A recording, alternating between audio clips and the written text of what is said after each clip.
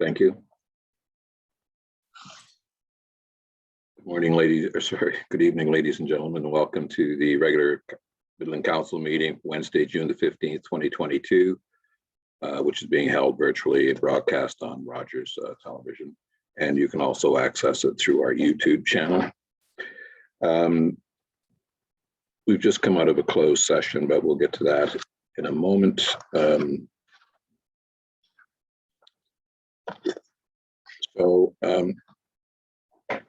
think what we'll call the meeting to order. We adjourned coming out of the recessed rather coming out of closed session. I'll ask if there are any declarations of conflict of interest with respect to this particularly open agenda. I don't see any. And I would like to read into the record the land acknowledgement, and that is that the town of Midland recognizes that it is located on land which is the traditional and treaty territory of the Anishinaabe people, now known as the Chippewa Tribe Council, comprised of Bosley First Nation, Rama First Nation, and the Georgina Island First Nation. This territory is within the Pre-Confederation Treaty 5 and Treaty 16, and included within the Williams Treaties of 1923. The town of Midland recognizes that it is located on land which is the traditional territory of the Huron-Wendat and the historic homelands of the Métis, and that our town is home to a large and diverse community of Indigenous peoples. If you would just join me in a moment of silent reflection as we think about those less fortunate than ourselves throughout the world.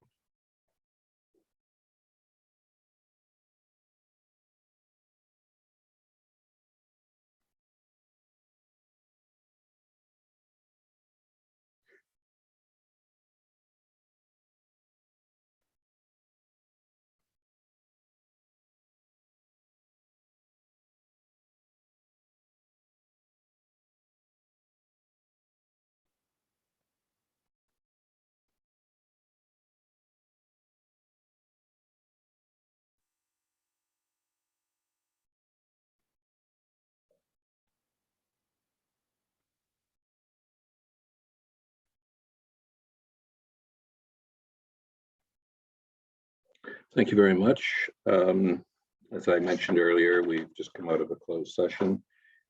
We'll be dealing with a couple of motions that have arisen as a result of the closed session. First is moved by Deputy Mayor Ross and seconded by Councillor Downer. The council received this information and confirmed the directions as outlined in the verbal report provided by the Executive Director of Planning, Building and Bylaw at the closed meeting session of council held June the 15th, 2022. Regarding the legal update respecting Bayport developments. Council, you've heard the motion. Comments or questions with respect to the motion? Seeing none, then all those in favor. Thank you. That carries. Next. Sorry, pardon the interruption, Mayor Strathern, but it looks like you missed the staff retirement announcement. Oh, I beg your pardon. I did. Mr. Deneau. Thank you, Your Worship. I think I'll ask Andy to make this announcement. Thank you.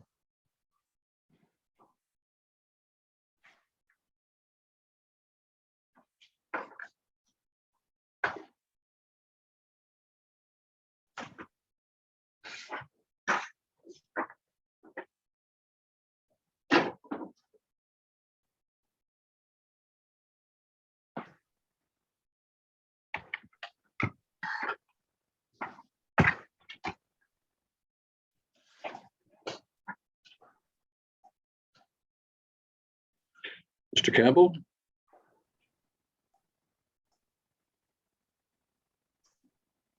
Your Worship, if Andy's not there, I'll make the announcement. Thank you. There, am I on now? You're there now, yes, thank you. Oh, sorry. And I did such a great job starting off on mute. I'll have to see if I can do it good on second take.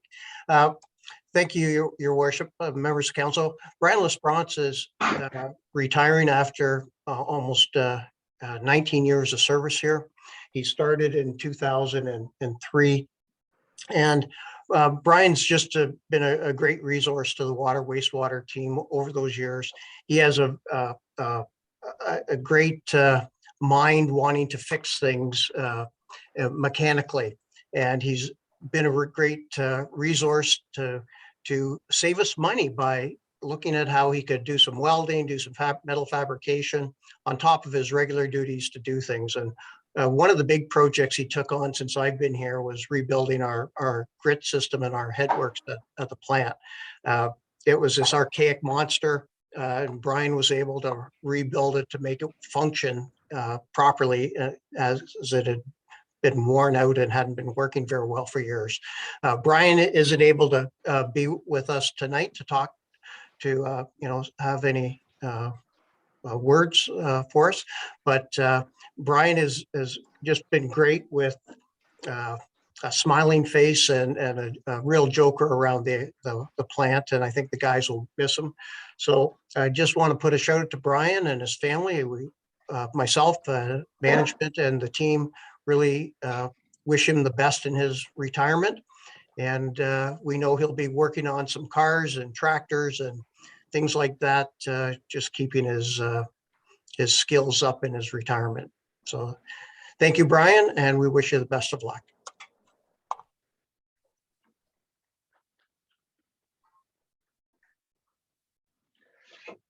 Thank you, Brian, and thank you, Mr. Campbell. Sorry for the omission in the agenda on my part. Just trying to see where we're at now. So that's the agenda up here. We are. So also arising from the closed session was a motion that's moved by Councillor Cunningham, seconded by Councillor Main. The council receive as information the verbal report provided by the Chief Administrative Officer at the closed meeting session of council held June the 15th, 2022 regarding the legal update respecting the Midland Police Services. Council, you've heard that motion. Any questions or comments? Councillor Gordon. Yeah, just to be clear, I'm not going to vote on this. I stepped away as I always do during the Midland Police updates, but I was clearly there for the previous agenda item. So I'm just going to abstain from this vote for that reason, because they're worded together right now. Thank you. Councillor Cunningham. I believe this motion also needed to confirm our direction from that closed session rather than just receive for information. Is that correct? I believe you are correct. So just a sec, I'll see if I can modify this myself. And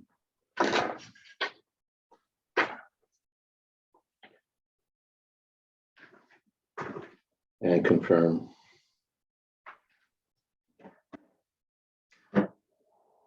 The directions as outlined.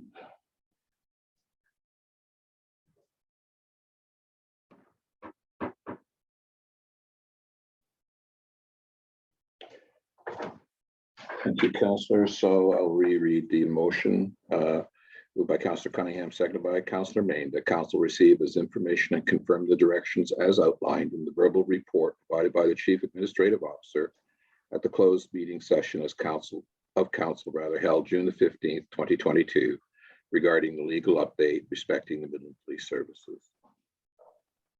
So comments or questions with respect to the amended motion? Seeing none, then all those in favor? Thank you, that carries.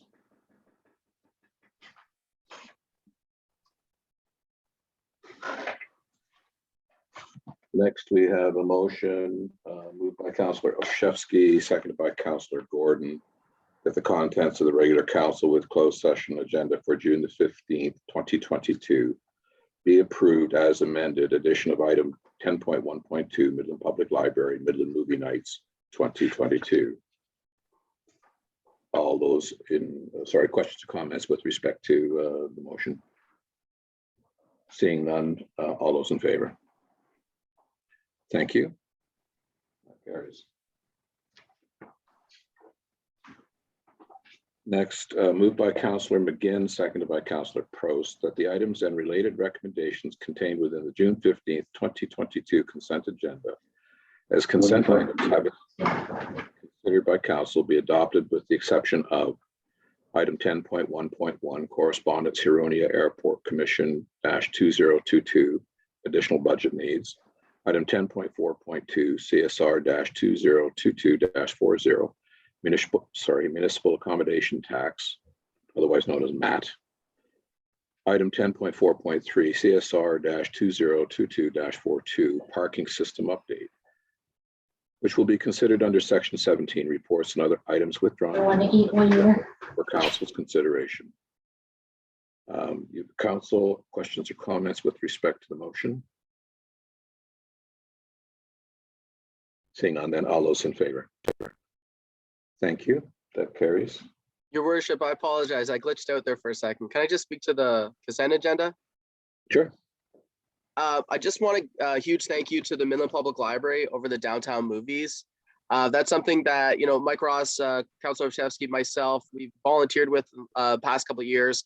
And the BIA, we're a little bit behind on some things. We don't have yet a summer student up. And there was a realization that this event might fall through the cracks. And so with a couple of phone calls to different organizations, Midland Public Library and the amazing Trish Hayes and Faith were able to kind of put this together and to carry the torch. And so work with the town because we got this great projector and now we'll have some downtown movies. So I greatly appreciate that. It was super clutch. And I can't wait to see some of these movies under the stars. Encanto will have those songs stuck in your head for weeks. So thank you very much to the library. Well said, Councillor. Any other comments with respect to the consent? Don't see any. Well, then I have a motion moved by Councillor Donner, seconded by Councillor Cunningham. The council resolved in the committee of the whole. All those in, sorry, comments or questions? None. All in favor? Thank you. Deputy Mayor. Thank you, Worship. First up on the agenda,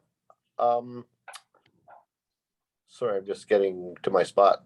I apologize, everyone. I'm on my phone. My internet, my computer will not work. So I'm using my phone this evening. Hopefully it'll come on at some point, but we have no public meetings or hearings. We have no presentations, no Integrity Commissioner report, but we do have two deputations. The first one being the Midland Bay Sailing Club. I would ask Mr. Lister to present the council. I'll remind him that he has 10 minutes. When he first starts, you'll have 10 minutes and I'll turn it over to you, Mr. Lister.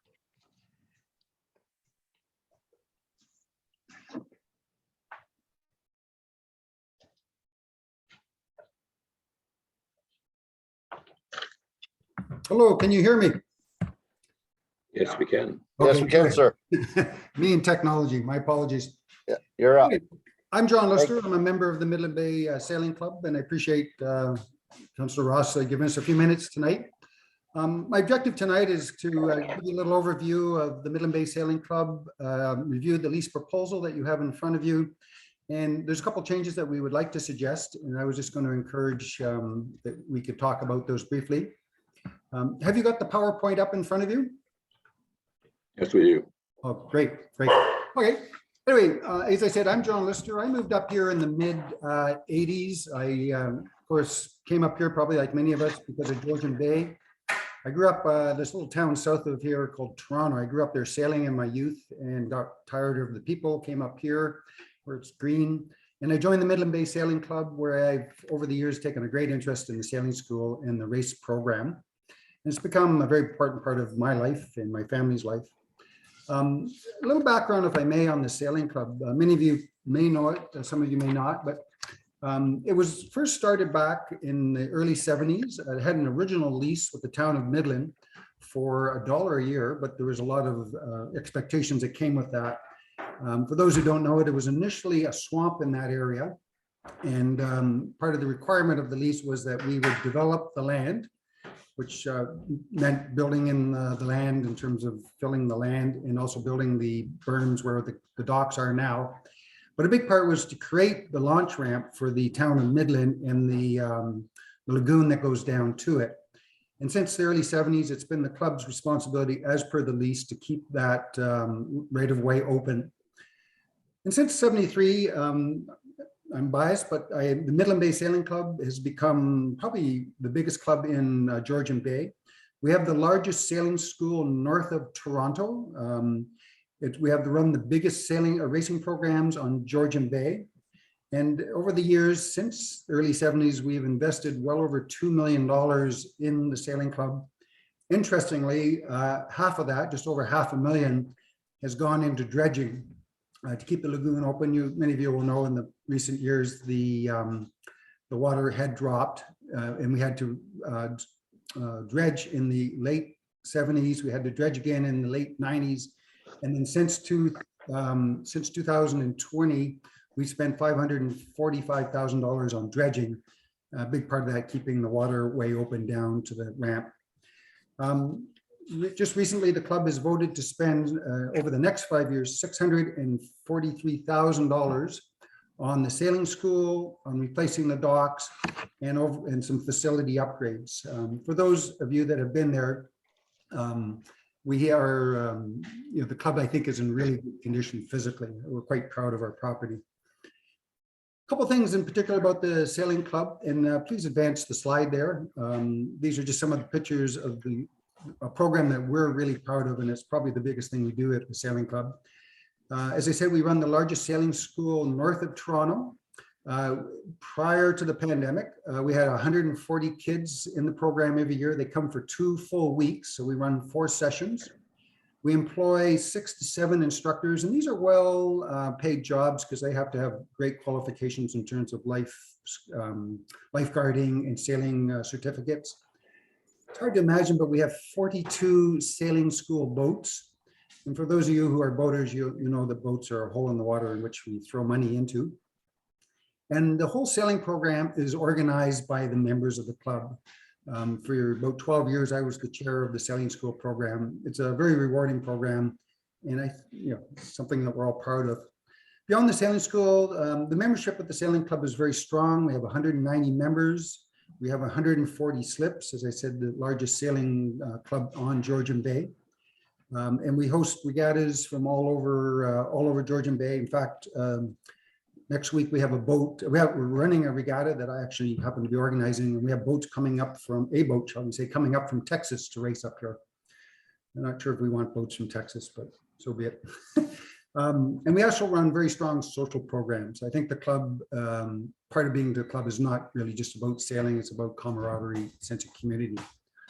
Club also has many strong partners. We have a great relationship with Big Brothers and Big Sisters, who we every year grant them several complimentary spots in our sailing school for kids that cannot really afford to be part of the program, something we're proud of.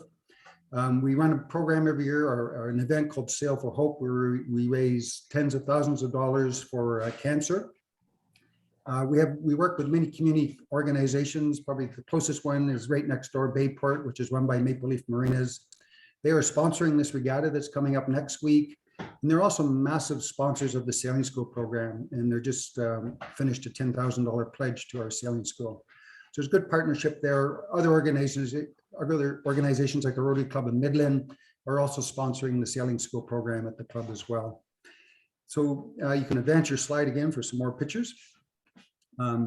We also work with the local marinas. Obviously, our boaters, we do not have mechanics or chandlery on site, so our boaters go to our local marinas for all the services, hauling, fixing our engines that never work, and buying little things that make our boats feel better and more comfortable. You can advance the slide again, if you would. So in the lease agreement that has been worked with Mr. Campbell is outlined here, and we're very comfortable with this. There's 3 things that we would like to ask for your consideration in. But first of all, payments for the new lease is $20,000. It was $7,000 until 2015, which is our last lease agreement. But we have recognized that the town is looking for sources to increase revenues. Makes sense. We do, of course, pay all our property taxes. I believe they're about $14,000 a year. And of course, we look after all our own utilities. We provide insurance that indemnifies the town, $5 million commercial. Again, this is being asked for again. Advance the slide, please. Again, full indemnification of the town, the officers, yourselves, counselors, and of course, employees. This is all par for the course of running a sailing program. At least we will maintain the property in good order. And I think if people have been down there, you'll see that the club is in very good order. We're very proud of doing that. And we'll, at such and such a day, which we hope never occurs, we will remove all leasehold improvements. And these would be the clubhouses, the cranes, all the docks, all these things that the club has put in over the years. Advance the slide, please. We also agree that any hazardous substances that are there would be removed. We're also, as always been the case, responsible for dredging and maintaining the entry to the launch ramp. That carries on as always. And in there is that we would be given first right of refusal should one day the town deem it necessary to sell the property. We would certainly like to have first right of refusal if there is indeed an interested buyer. And advance the slide. Yeah, so there's 3 items that are in there that we would like for consideration. The Sailing Club has always benefited from a 20-year lease, which has enabled us to invest the funds that we do in the programs that we run and keeping the facilities good. What is currently being presented is a 10-year lease. We're asking, is it possible to consider a 20-year lease? Also, and it may be more the wording, but in the current one, payment would be increased as the town's gross operating cost increase. We're thinking perhaps the term tax mill rate would be more understandable, at least for our members and ourselves, that as the town taxes go up, so should our annual lease go up. Also in the current lease, it's mentioned that either party has the right to cancel the lease with 2 years notice. That is awkward in that we've been spending a lot of money on the programs that we run in the facilities. And we're wondering if that could be shifted to that at the end of 10 or 20 years, whatever the lease is, prior to that, 2 years prior to the end of the lease, either party could let the other party know that they would like to terminate the lease. 1 minute, sir. Yes, and I think I'm done. Thank you, Councillor Ross. I apologize. Didn't mean to cut you off there, but I just had to. Any questions? I see Councillor Gordon has his hand up. Anyone else? I'm going to go through my Councillor Chesky. Any other? All right, I'll go to Councillor Gordon. Thank you very much, Mr. Lister, for your presentation. I'm very familiar with the wonderful work that the Sailing Club does, and actually some members of my family availed themselves of the Sailing Club many years ago when they had a sailboat. I mean, aside from rolling rocks and windswept pines, there's nothing more Georgian Bay than a sailboat. And the exposure you give young kids, challenged children to sailing, to water, to the camaraderie, everything you do is super noble and wonderful. And to me, has equal value as a recreational activity in our community as the Boys and Girls Club and Ask and Oneida Seniors and everything else.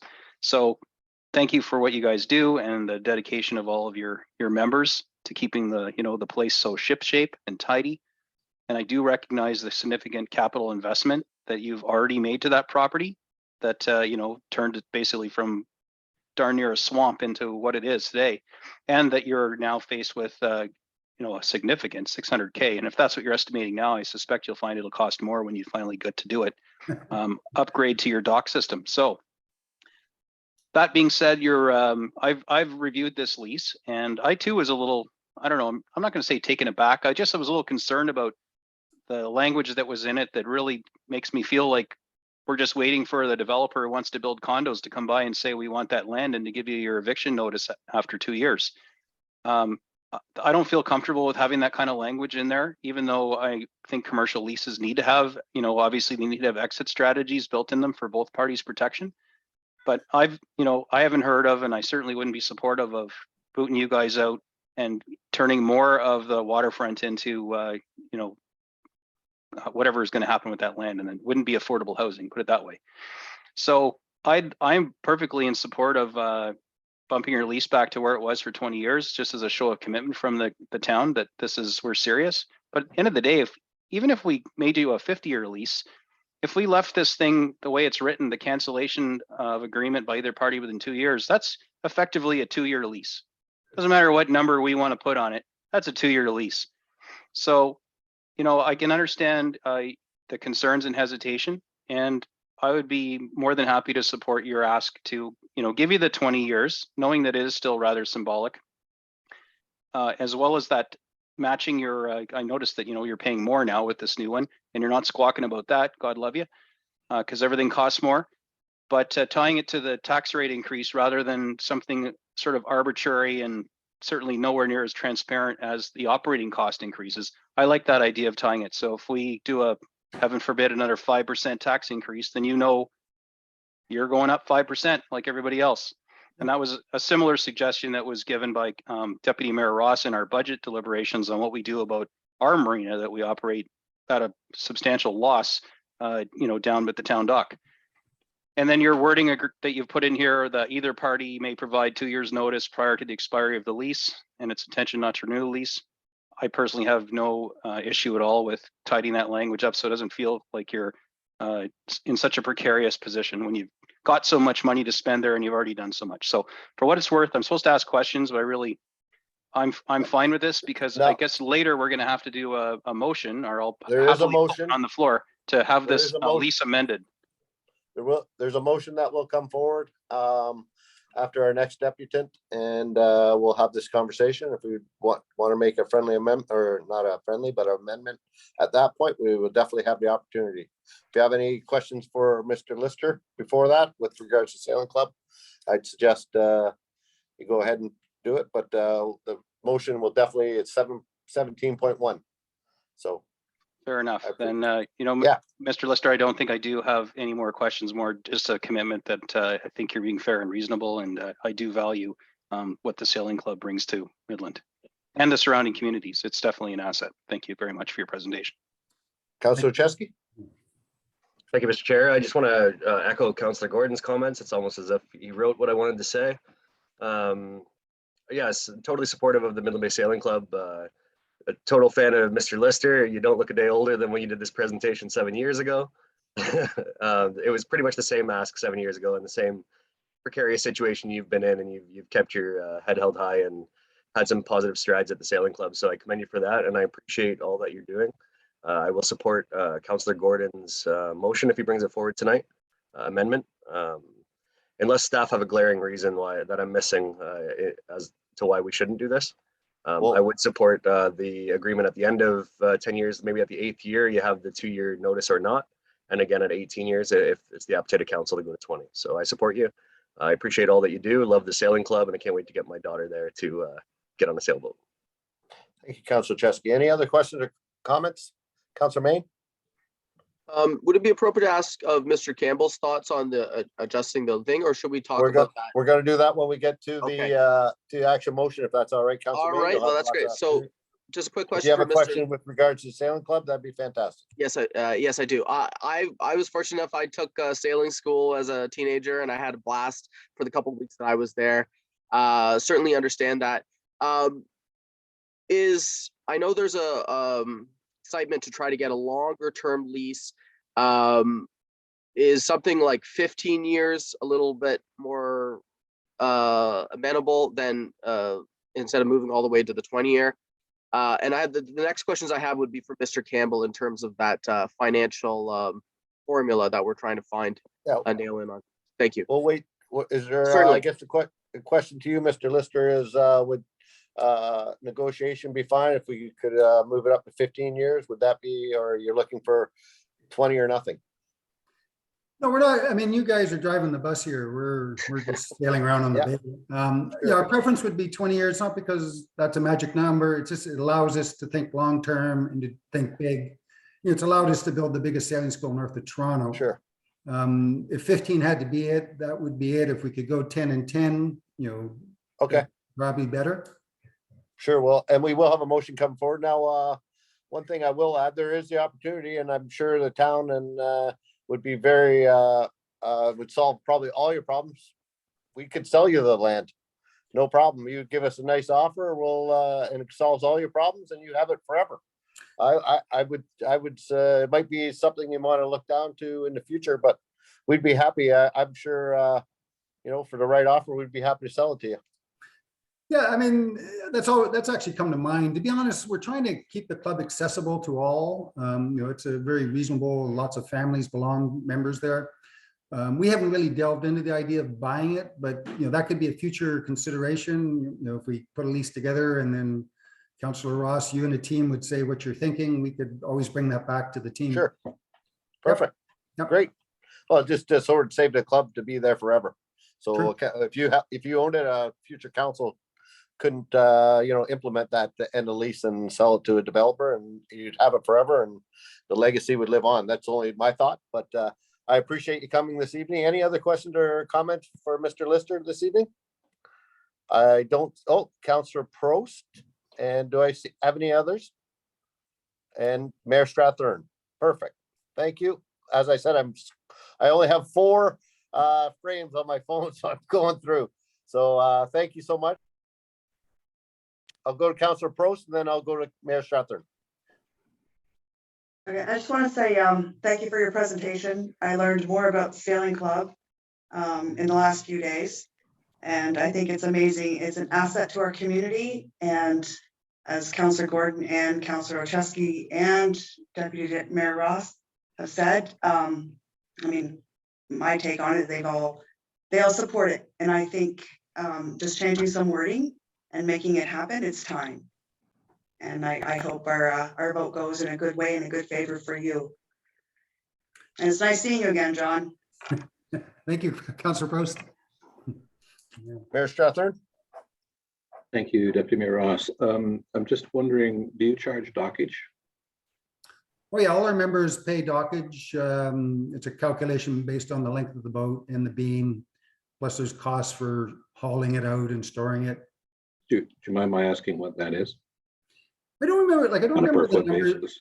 Yeah, sorry, I don't know the numbers offhand. It really depends on the length of your boat. It's an equation, length times beam times a number. But I don't memorize that. Okay, that's fair. I get, and is there also a membership fee? Yes, so we're members of the Canadian Yachting Association. So $80, I believe it is, goes to the Canadian Yachting Association, and then it's an additional fee on an annual basis.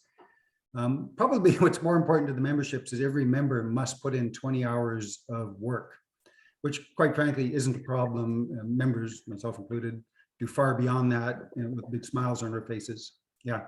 Yeah, I've had the privilege of being there for the Blessing of the Fleet several times, Yeah. as COVID permits, and as you say, it's well maintained. I remember driving in there as a kid when it was burning sawdust underground, smoke coming up. It was just like Mordor out of Lord of the Rings.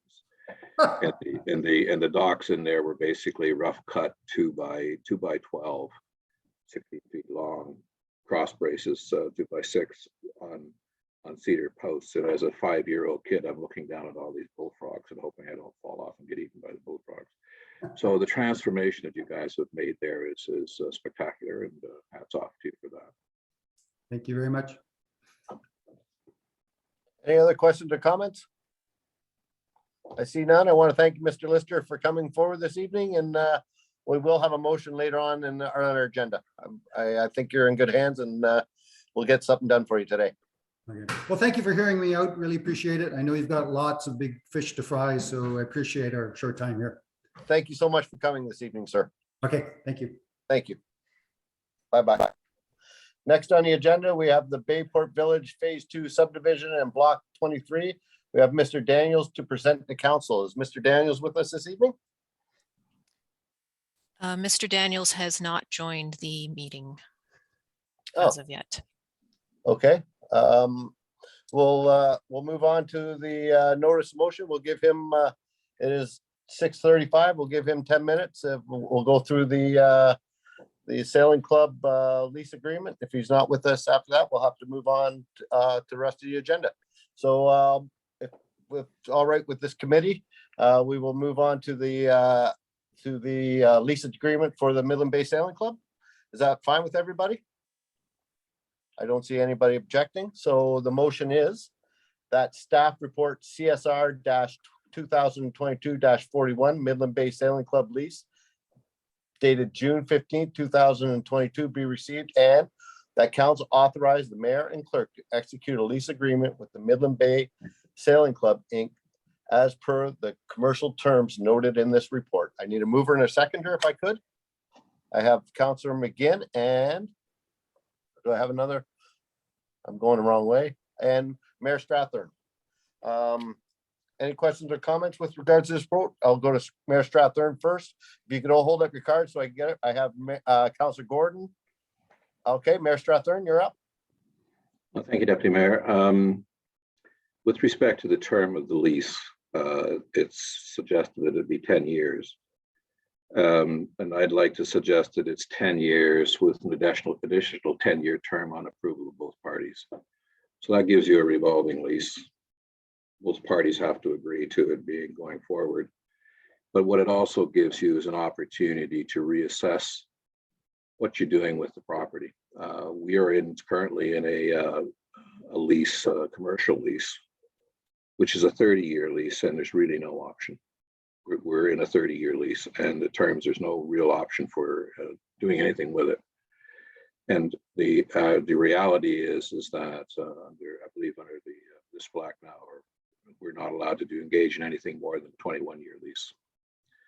So I think the reason the 10-year, and in fact, I know the reason the 10-year lease is in there is it gives us flexibility. So we also have to be cognizant of the corporate needs in terms of flexibility and what might be a highest and best use.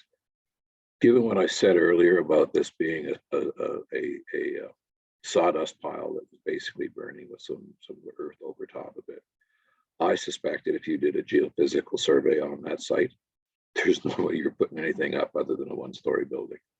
So I suspect that that piece of property already has highest and best use of an asset. I think we'd all agree on that. And and if it was to change, it's going to have to come before council anyway. And I suspect that we would hear loud and clear that from the sailing club that this was, it's not something that they wanted to necessarily do. So I think personally that a 10-year term which is a rolling lease that both parties can agree to continue, perhaps with some updates. The other thing is that I've talked to some of the members of the club, as I suspect maybe some of you have, and the definition of what is this increase. And so it's basically what it amounts to is the annual percentage increase in the town's municipal in the taxes. That's what it is. So it's the same as what they're asking for, which is the increase in the tax rate. So I'd like to suggest, and as far as the saying it's a 2-year lease, I mean, I for myself, I'm not sure I agree with that, but I don't particularly have an issue with moving it so that it's towards the end of the lease period.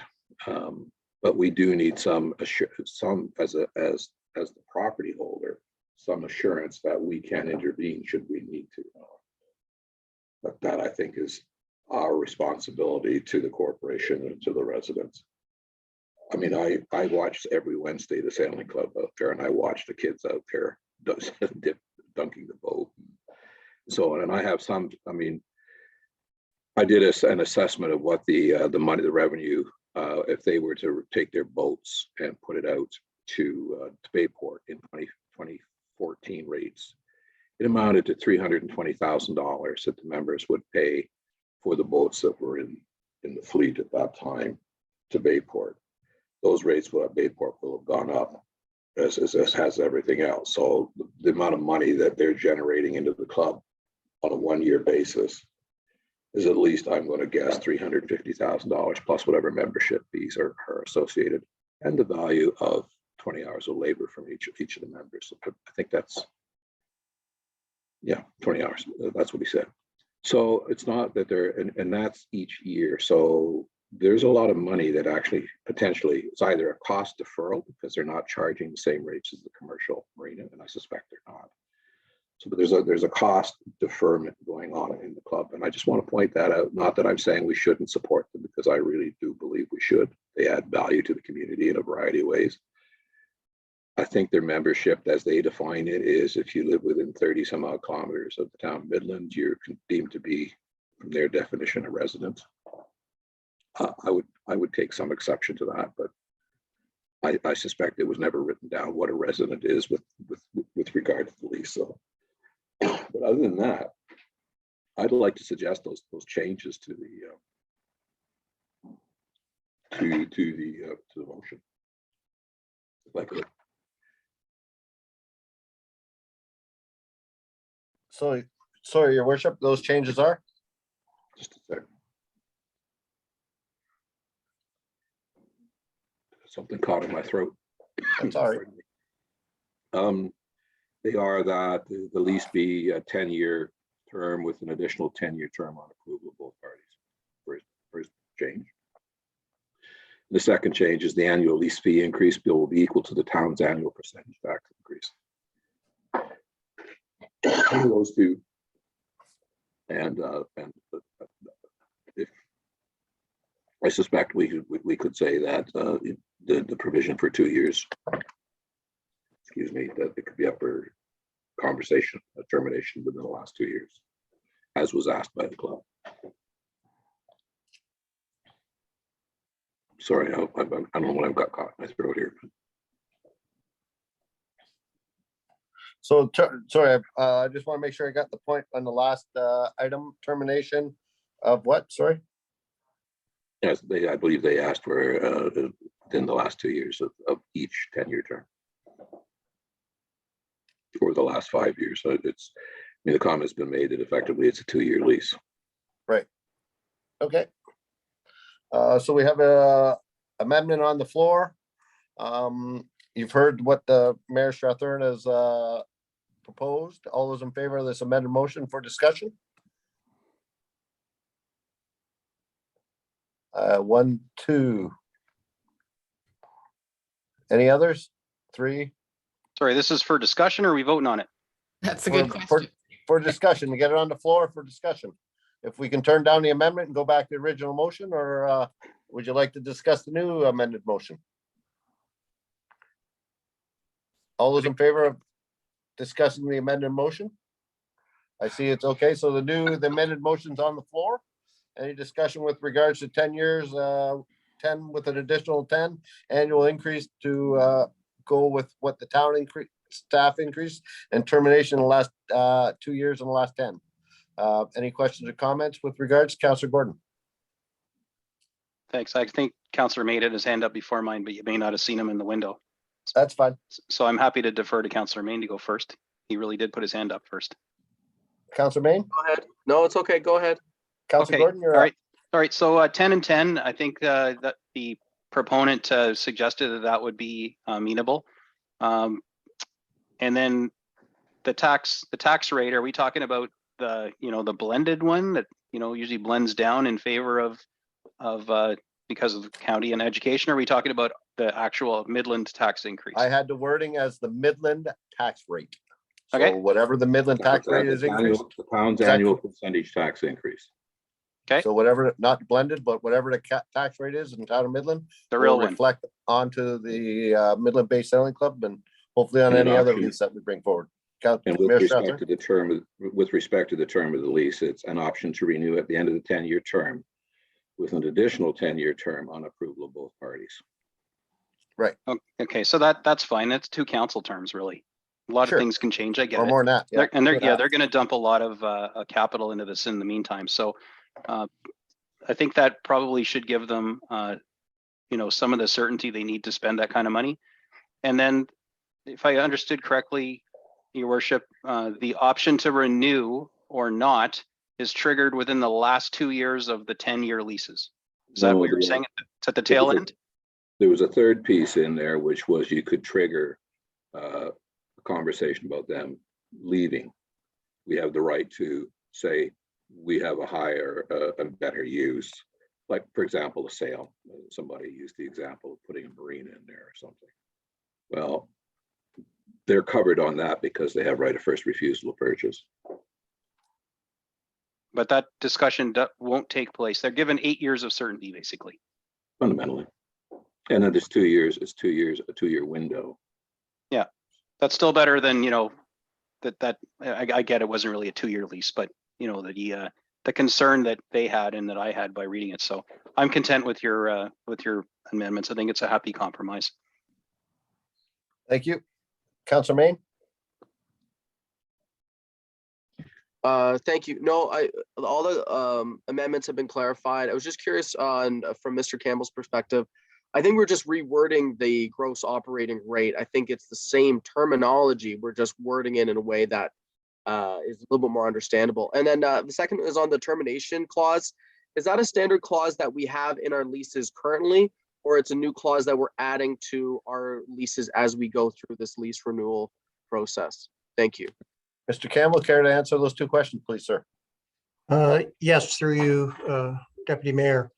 For the renewal and giving notice, just all leases, or modern lease, I'll say, has a notice period at when a renewal is available. And so in the case, what is on the floor right now is at the 10-year point, that's a renewal. And then a 2-year notice period would be, so at year 8, you'd give notice of your intentions to renew or not, and both parties would have to be in agreement. The 2 years in this case is because moving the sailing club takes time. It's a big operation versus other leases. You may only have to give 180 days notice or sometimes even less notice. So the 2 years is simply because of the nature of this business. And to have it at renewal as suggested in the amendment, that's fine. Your first question, again, Councillor Main, was? I guess it's a question around the rate and just using clear. Oh, sorry. Word. Yeah, Right. Thank you. And yes, and I think the clarification, was on the town of Midland's cost increase, not the blended rate. So I could have used different wording, but the clarification that it's the town of Midland's percentage increase, not the blended, was the intention. Perfect. Any other questions or comments with regards to this item? I'm going to call the vote. All those in favor? 1, 2, 3, 4, 5. Sorry, 6, 7, 8. Perfect. No one opposed. So carried. I'll leave that to the mayor and to sign the agreement with the Midland Bay Sailing Club. Congratulations. Thank you very much, everyone. Thank you. Next, Madam Clerk, do we have the next deputant with us this evening? Thank you, Deputy Mayor. No, he has not joined the meeting as of yet. All right. Well, unfortunately, he'll have to rebook and we'll have to come back to him at a later date. Sorry to hear that he didn't join us this evening, but we have a big agenda and lots of stuff, and I'm going to move on with, hope everyone's all right with that, and he can rebook for our next council meeting. Thank you so much, and sorry to hear that he wasn't able to join us this evening. Next up is our first pulled item is the Huroney Airport Commission, and it's CYEE-HAC 2022 Initiative 8 LS Midland HST signed that a one-time increase in the 2022 budget in the amount of $33,900, which represents the town of Midland's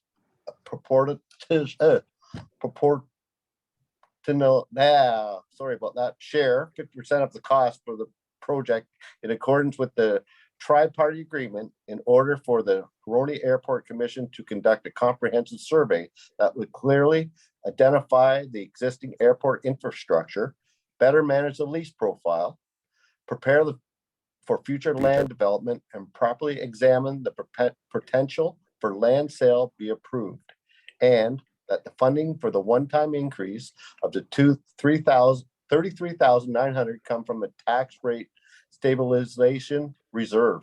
I need a mover and a seconder on this one. I need a move by Councillor Donner, second by Councillor Gordon. And are you seconding, Councillor Gordon? Yes, and I asked to have it pulled, so I'd love a chance to talk to it, but it looks like I think the CAO popped up, so I think he wants to take a crack at it. Sorry? Oh, sorry, I saw the CAO's camera come on, so I was going to defer to him if he wanted to give some preamble. Perfect, thank you so much. Mr. CAO, if you'd like to add a few comments before we go to discussion. So can you hear me, Deputy Mayor? Yes, we can. Thank you. Just in terms of preamble, I just want to make aware that the same request did go to the other councils of the other two owners, and their proportional share of this was approved by those councils. Certainly from the CAO standpoint, we've taken a look at the request, and we think it's certainly a reasonable request. I think all of councils participated in the overview that was provided by the airport and the task force on certainly the potential around the airport and the contributions it provides to North Simcoe, which I think we'd all agree are significant. I'd also like to congratulate them on the RADI grant program, that they were successful in getting some grant money allocated to them. So I think, again, that demonstrates some good management on their part. What they're asking for in this particular request that's split between the 3 municipalities, I think is a fairly basic ask to do some surveying on that property, which is needed regardless of what happens with the property. You need to understand what you have. And in order to have that surveyed, it does require some funds to do that. So I think it's a practical ask, certainly from our perspective, and one that if we choose to use the surplus funds, as our CFO has indicated, is one that we can accommodate this year. So I'll leave that as my preamble. Thank you so much. First up, I believe I have Councillor Gordon, and then I have Councillor Chesky, and then Councillor Downer. Thank you very much. Else? Oh, anyone else? Nope, we're good. Oh, yeah, Thank you, Councillor Gordon. the mayor has also put his hand up for you. Thank you very much, sir. Okay, so I mean, I could talk about the contents and what they're asking for, but my intention tonight is not to debate the worthiness of this, because I don't disagree that there's things in here that need to be done. My concern is timing. This is a mid-year ask that wasn't in the budget. I was at the meeting where all this was discussed, that big public meeting. So it's not a surprise that the request is coming to look into this. My concern, and really my motion, is going to be that we deny this funding at the moment because it's middle of the budget year. We're only 4 to 5 months away from the beginning of 2023's budget, where this belongs as an ask of the municipality as part of their budget for 2023. My concern is with things that are not emergencies coming to us middle of the budget year or outside of budget, even if we find creative ways to fund it through this reserve. It's an affront to our process, and we're all discouraged to follow the process. And although I understand there's a need and some funding they've secured, because we're not paying for it all, I would like to see this deferred until the budget deliberations, where it really deserves to be, in my opinion. And I will add that from the media coverage that I read, and perhaps Mr. Deneau knows better than the media, they don't always get it right. The approval by the other 2 stakeholders was conditional on Midland, obviously, paying their 50%. So while I personally have no real deep issue with, okay, this is great coming from our reserve, let's get this done, I just don't feel that it's appropriate for me to approve this mid-year when it could have been projected in the budget that we already approved, or it could very simply wait for another few short months to be in the next budget. So I want there to be discussion around this right now, so I'm not going to move for a deferral and put that on the table right now. I'm just at the end of this, I will, because I'd like to see this not summarily dismissed, but simply deferred until the budget process. So I'm happy to yield the floor now. Thank you very much, Councillor Gordon. Councillor Chesky. Thank you, Mr. Chair. I just want to thank our CAO for his comments and voicing his support on this. I want to thank Penetang Machine and Tiny for giving their blessing and giving us the lead on this. It only makes sense that all 3 of us have to agree to this, or it can't happen. So the stipulation that we have to, approve this for them to approve it. If without us, they're only 50% owners and don't have the means to move this forward. So all of our minds are fresh from the task force meeting and the presentation with the 3 councils. Anybody I've talked to from this council or other councils were delighted with the report and delighted with the presentation. The media described it today as a highly praised event after all the interviews they did. The highly praised event was a presentation that the task force put together based on the hard work done by a group of volunteer board who more than doubled the amount of meetings that they had, added staff time from all 3 member municipalities. The task given to this group was to find ways to make the airport more of an asset for our residents and to find some more income streams. So since then, we've had 7 expressions of interest, and we actually had an 8th expression of interest today. I'll look to our CAO to nod just to confirm that I'm not blowing smoke on this one. 4 years ago when we got on council, this was just an airport. And you can't just an airport is a funny term. Like, it's pretty incredible that we own an airport. We share an airport with 2 member municipalities. I can't take anything away from that. I can't take anything away from our manager at the airport. We've just hired a young gun straight into the Georgian College Aviation program. He once worked for Lumex, who was the pilot that drove the recommendations for our airport and how we move it forward, how we make it profitable, how we get off the town tax levy. So we've got a really heavy hitter at the wheel, and we have some great progress going on, as I've mentioned. So if we turn this down, we hand this airport over to the next council, as Councillor Gordon has said he'd like to refer it to the next budget cycle, which happens with the next council. We hand this over to the next council as just an airport, which is what we got. Or for $33,000, we can have potential aviation-related employment lands. We can have non-aviation related employment lands. We can have non-employment lands, and there's potential local businesses looking to relocate to the airport. We have out-of-town businesses knocking at the door, trying to relocate to the airport. I can't think of $33,000 we've spent with a better potential return on investment in the amount of time that it will happen. Today, in this meeting, in the first 5 minutes, we approved a $74,000 allocation to ensure that we didn't lose progress on our tennis court resurfacing and our basketball court resurfacing for more than double the amount that we're talking about to keep motion at the Roney Airport. We didn't even have a discussion about it. We just approved $74,000 allocation to ensure that we didn't lose progress on resurfacing our basketball court and our tennis court. Surely we can find that same justification for the Roney Airport with the amount of momentum we have and the great things that are happening there. To say that it's not urgent, it shows that I personally feel that you don't understand the complexity of the offers that we have. And there's developers watching this right now. There's people that have made expressions of interest at the airport watching right now, and their businesses depend on this. Their families depend on this. They're looking to us, and we told them that we want to be more than an airport, and you guys told me that we want to be more than an airport. So we've worked very hard to get where we are today. We're passing this on to the next council one way or the other. So are we passing on just an airport and tons of hard work ahead if they want to be anything else, or are we passing off something that's in motion, something that has great potential to be a burden on the tax levy in the next few years? I think this is the best $33,000 investment. I will say this is the best $33,000 investment I've ever voted on in my 8 years in council. I will be asking for a recorded vote, please. Thank you. Thank you, Councillor Chesky. Next up, Councillor Downer. Councillor Downer. Thank you, Deputy Mayor. Well, I'm very pleased at what's happening with this airport. I had the privilege of sitting on the airport commission several times in my tenure, and I can't believe where it's come from that time that I first sat on it to where we are right now. And in order to open it up for future services and benefits of all the communities, I certainly am going to support this. I think it's very worthwhile. The timing's not great, but we got to do what we got to do here to support this airport. So I will be standing in support of it. Thank you very much. Thank you, Councillor Downer. Mayor Strathern. Can you hear me? Yes, we can. Sorry, because all my screens went blank. So I'm hoping if Zach Flaris is listening to this, he'll come down and bail me out of all this, whatever's happened.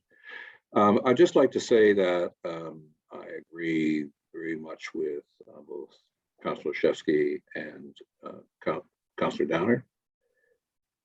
It's amazing to me that we have individuals who have waited as long as they have for the opportunity to move into the airport, both in the aviation side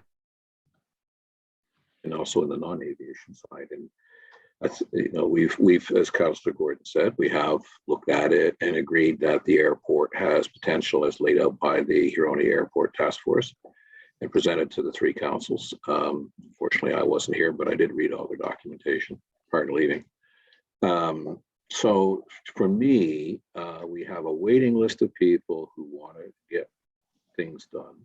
as recently as today, we had an individual correspond with the airport, as I understand it, to move 22 aircraft up, build a hangar, and house those aircraft on the. So there's a lot of potential there, and it seems rather strange to me that we can't say where our property boundaries are and where these buildings are relative to the property boundaries and to each other. And to me, that is a logical first step in implementing those portions of the airport which are readily developed, and those portions which aren't. And there are some portions of the airport which will be more costly or have environmental constraints or just operational constraints in terms of clearances for approach, unimpeded approach, and so on.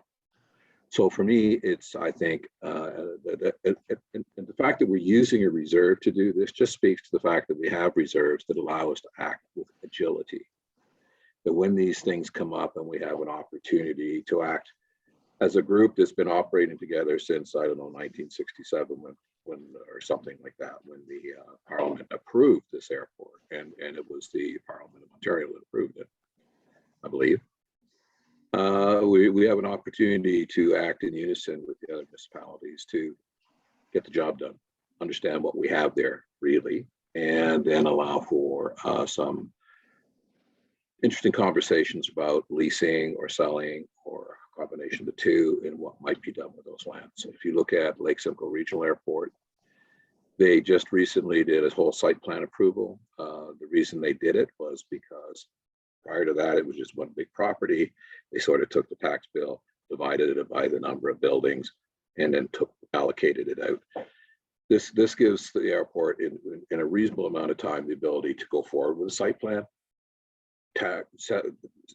provide potential investors and purchasers with the knowledge that this is the size of parcel that they're on, this is what their taxes will be, and they can and what the and from there what the development constraints will be.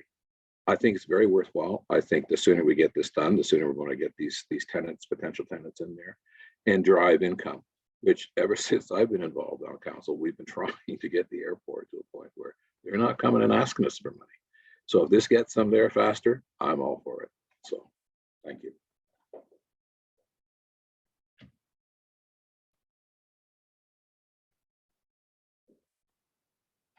You're on mute, Deputy Mayor.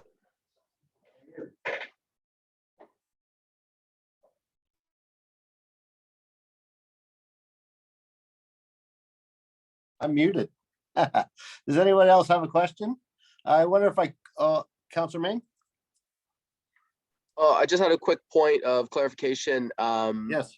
It just says in the report that Midland owns 50%, and it's a very, very minor difference, but we own 49.9%. And the reason why is so that we don't have controlling share. So it's a three-party arrangement. So, I mean, it pretty much is 50%, but it's not technically quite. So I just wanted to flag that. That's pretty minor, and I apologize. Thank you. Thank you, Councillor. I wonder if I could pass the chair to Councillor Cunningham. I did have a comment I'd like to share, if I could. Absolutely. Go ahead, Deputy Mayor. Thank you very much, Councillor Cunningham. I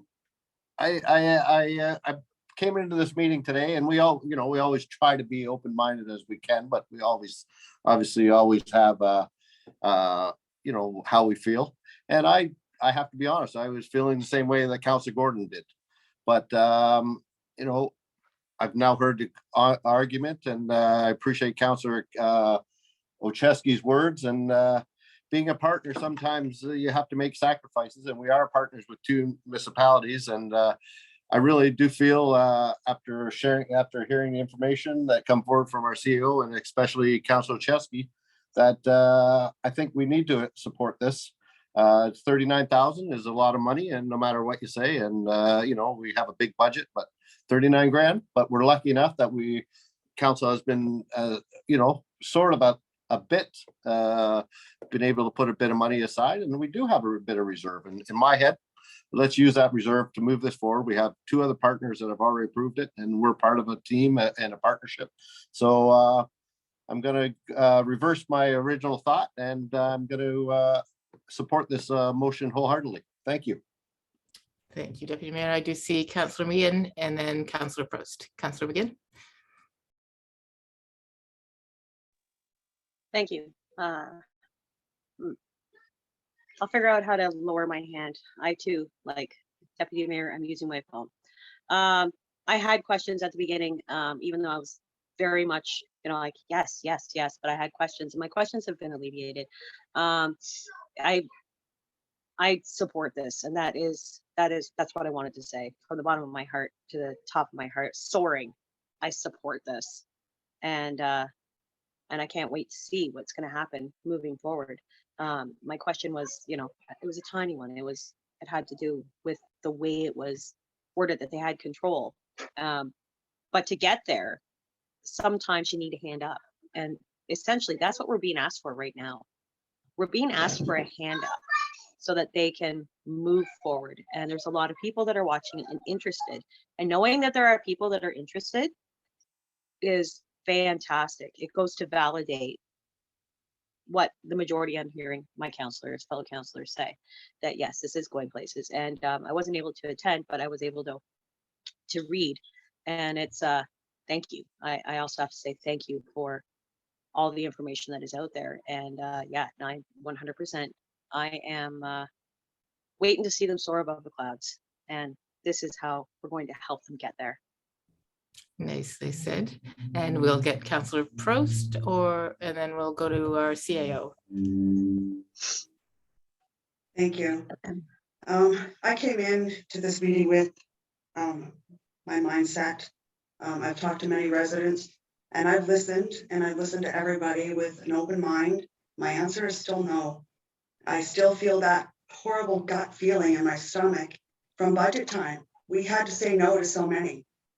And I think this is something that should have been, and they would have known, dealt with at budget time, and it wasn't. It can be dealt with in the next budget, in my opinion. I will definitely vote no. Thank you, Councillor Prost. And we go to our CAO, please. And we'll get you to unmute, Mr. Deneau.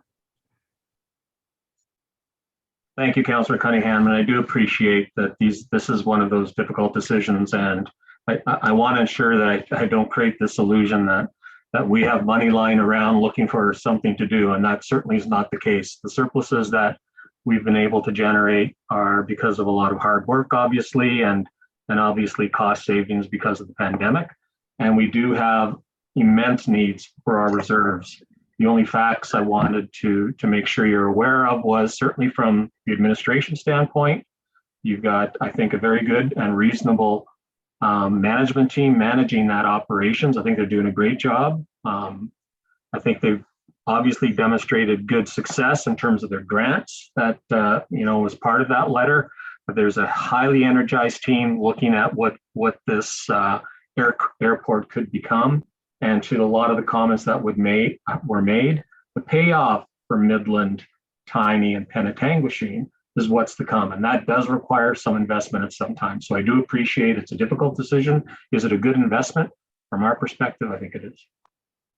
Thank you, Mr. Deneau. And if there are no new comments, then we will call the question. Does anybody need the motion read in before we do a recorded vote? All right, Madam Clerk, are you prepared to do a recorded vote for us? Thank you, Councillor Cunningham. Yes, I am. So recorded vote for Huron Airport Commission. Councillor Prost. No. Councillor Cunningham. Yes. Councillor McGinn. Yes. Deputy Mayor Mike Ross. In favor? Councillor Olszewski. Yes, thank you. Councillor Gordon. No, not at this time. Councillor Downer. Yes. Councillor Main. Yes, in favor.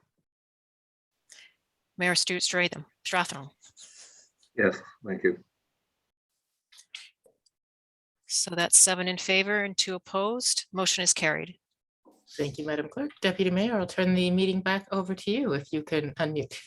Thank you very much. I appreciate that, Councillor Cunningham. Thank you so much. Next up on the agenda, we have the next item that's pulled, which is 10.4.2. And that's the CSR 2022-40 municipal accommodation tax, also known as the MAC tax.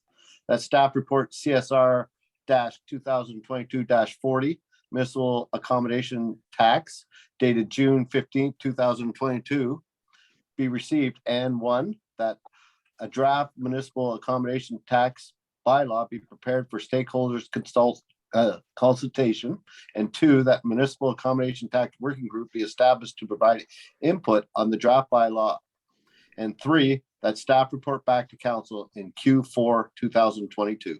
I need a mover and a seconder with regards to this item. Moved by Councillor Cunningham, second by Councillor Gordon. Any questions or comments with regards to this item? I did have it pulled, but I'll turn it over to Councillor Gordon first. Thanks. I too put my name in to have it pulled, Deputy Mayor Ross. So just in short, you guys have got the same correspondence that I got. It was submitted through the form on my site, I think, anyway, and the attachment didn't come through for whatever reason, so I had it circulated. I've had a conversation with the proponent who wrote that document, and I'm coming to understand more of the challenges and how he is speaking for many of the local hotels and motels and the struggles and how they've really stepped up through the pandemic. Anyway, long story short is I understand that this is written to, this isn't like we're passing one tonight. However, it's well crafted and we're almost ready to go. There is the municipal or the participation component in the wording, which I'm very happy to see. Although there is a belief by members of the community that that's more lip service than reality. And that's not a belief I can easily counter. So my position right now is effectively that I don't support adding a 4% municipal accommodation tax to the town of Midland's hotels and motels, or the suggestion that it be extended even into Airbnbs and marinas and whatever else. I just think we're coming out of this pandemic. We're still flopping like a dead fish trying to revive the economy and business, and we have runaway inflation and increased interest rates. People that spent way too much for their houses in the peak of this are going to be suffering when the impact letter gets delivered. Like, there's just a lot of headwinds for the municipality. I mean, all over Canada, but I only care about Midland. So the notion of adding a 4% tax to me is actually kind of offensive, quite frankly. And I know that some of the people in the hotel and hospitality industry are equally dismayed that we're even talking about this right now. It seems tone deaf. So I basically pulled this to just to defer it. This seems to be the flavor of the night here with me, but this is something that I don't even think we need to waste staff time on to engage with the community and talk to the stakeholders. And they're busy enough, as I'm always hearing. I have no intention of supporting a 4% tax increase if I'm reelected next term. And I will argue, against it, even though I get it's a revenue stream and it's meant to funnel some money into promotions and whatnot.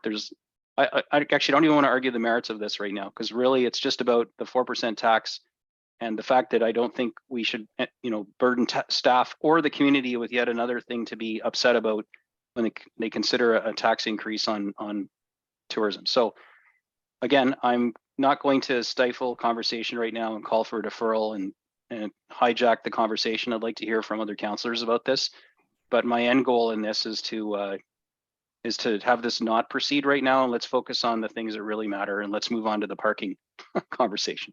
Thank you. Thank you. Mr. Campbell, I see you're up there. Did you have a comment to add before we moved on? Yes, and Karen Mealing is also online if we want to ask any specific questions. But one of the things that and why staff have brought this forward, it's the Province of Ontario has given us this tool to help raise money. Everybody always complains to the province, everything's on the property tax. Well, so the province has given all municipalities in Ontario this tool to use, and it's up to the municipality to choose whether they wish to use it or not. And this tax is not for the residents of Midland, because they can all decline it if they were to stay locally in a hotel. So it is taxing the tourists that come to town. And Karen's written in this report the rates that are being charged locally, which are significant. We're not talking $80 a night hotel rooms in town anymore. They're in the hundreds of dollars. And for a tourist to add, $20 to their stay, or $10, whatever it might be, depending on the rate, would that really detour a tourist coming to town? So again, council's asked staff to investigate. How can we take pressure off the tax levy? The province has given us this tool, and it's up to us to, bring this forward to council for consideration.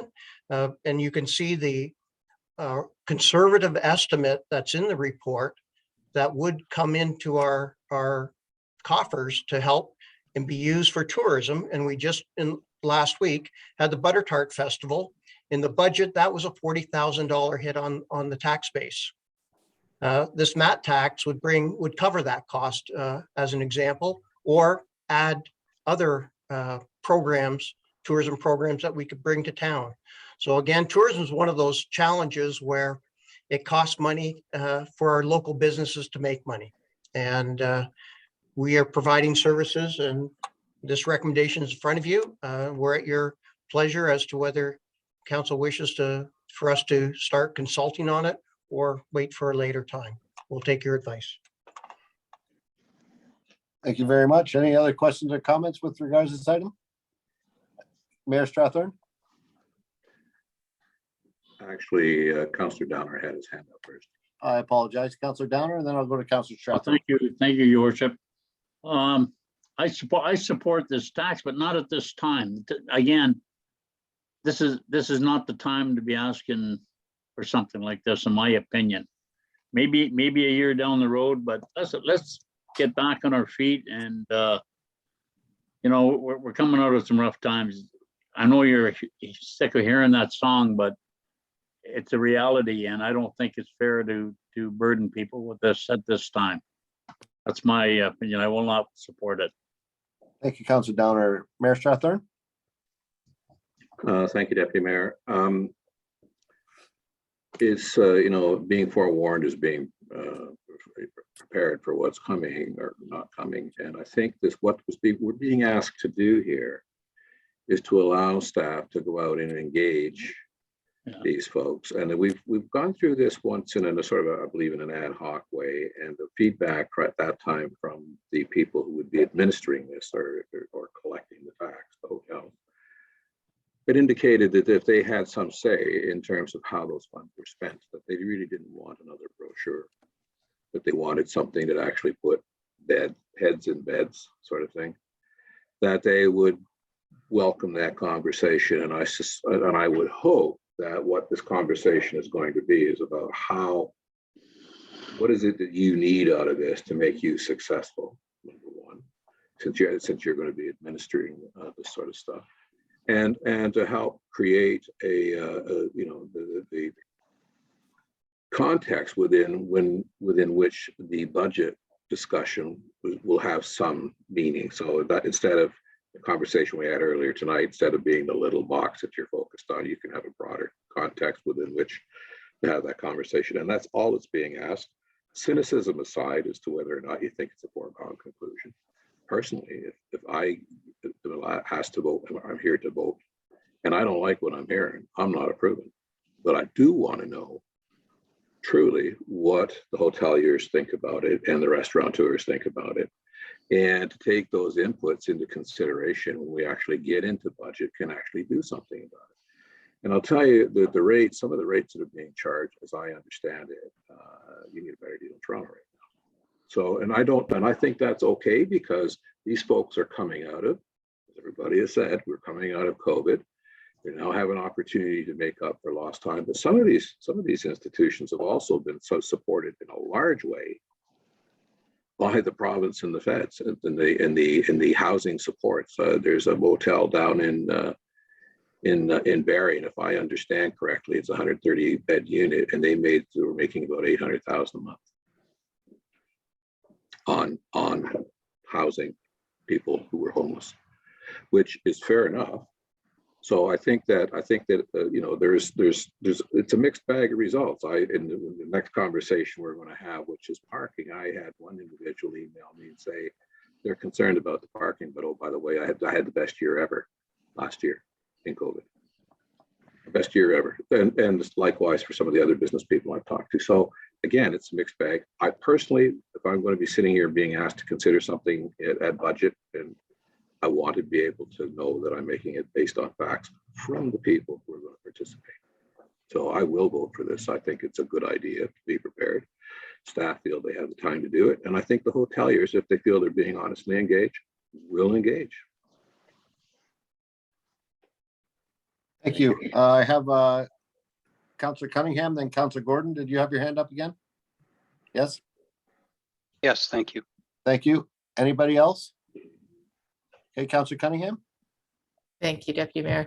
I am going to support this motion. I think it's very important to get this on the table and get discussion happening. And I concur with Mayor Strathern that we really do need a full, robust input from our hoteliers based on how we would also be using the money from the MAT tax. There's strength in numbers.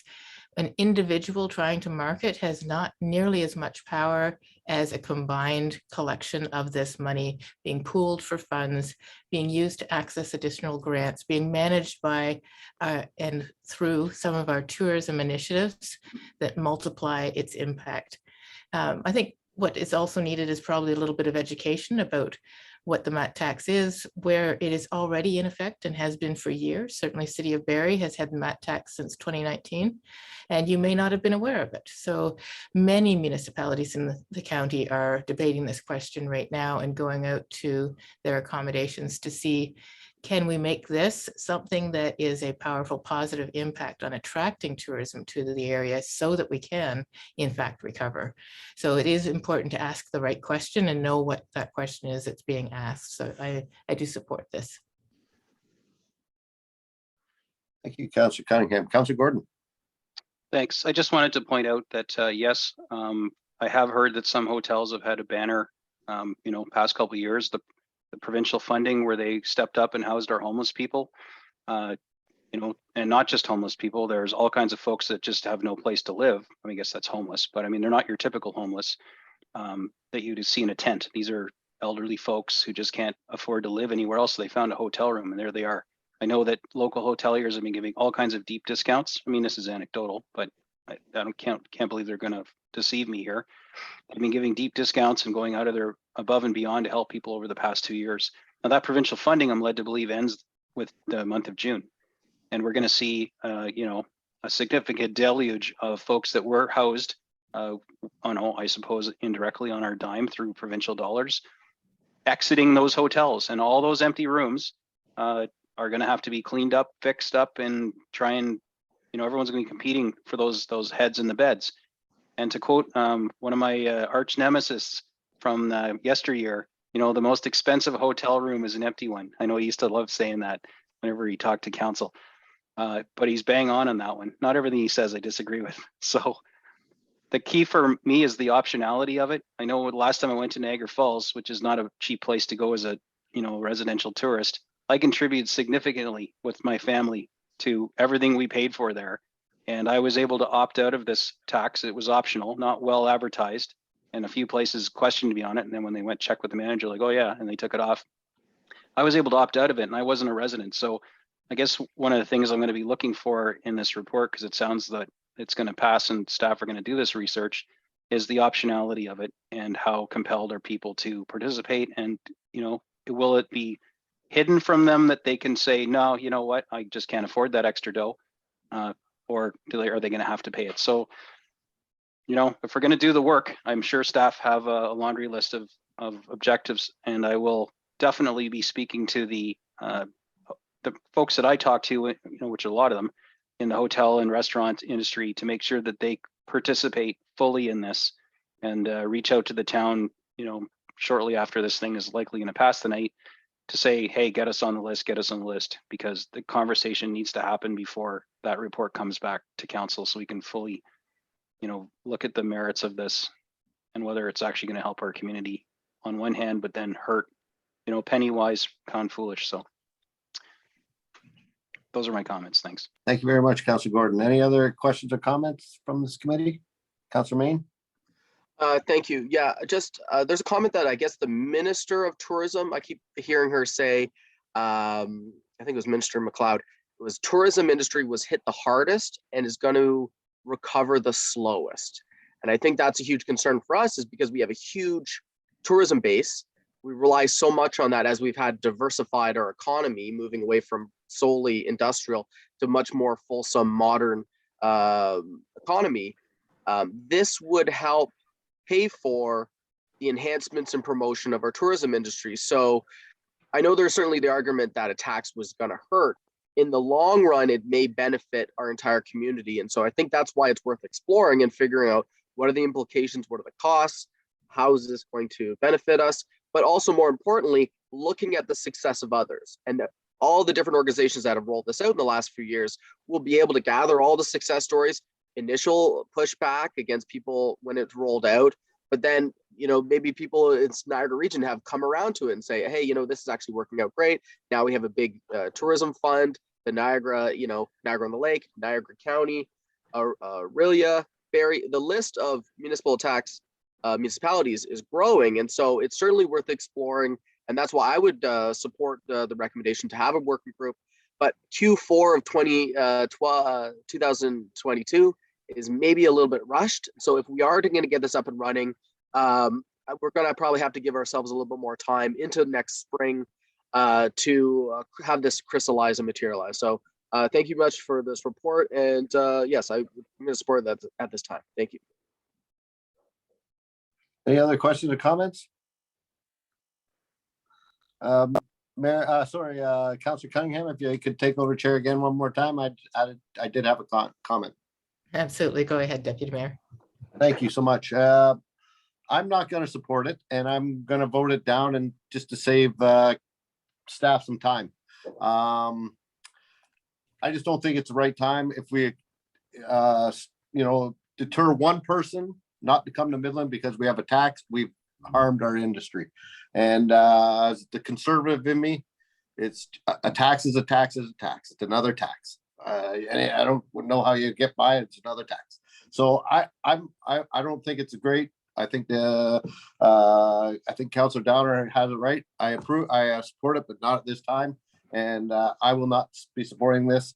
I think it. Next year, 2 years from now, new council, you'll have the opportunity to discuss it. And but I'm not going to support it at this time. I felt it important. Thank you. Thank you. And we'll have some comments from Mr. CAO. Thank you, Councillor Cunningham. The only perspective I wanted to offer again was we had a great deal of discussion around bringing this report forward from staff, and I certainly understand some of the concerns that people might have with this, but it is not because we're tone deaf, and that certainly is not the case.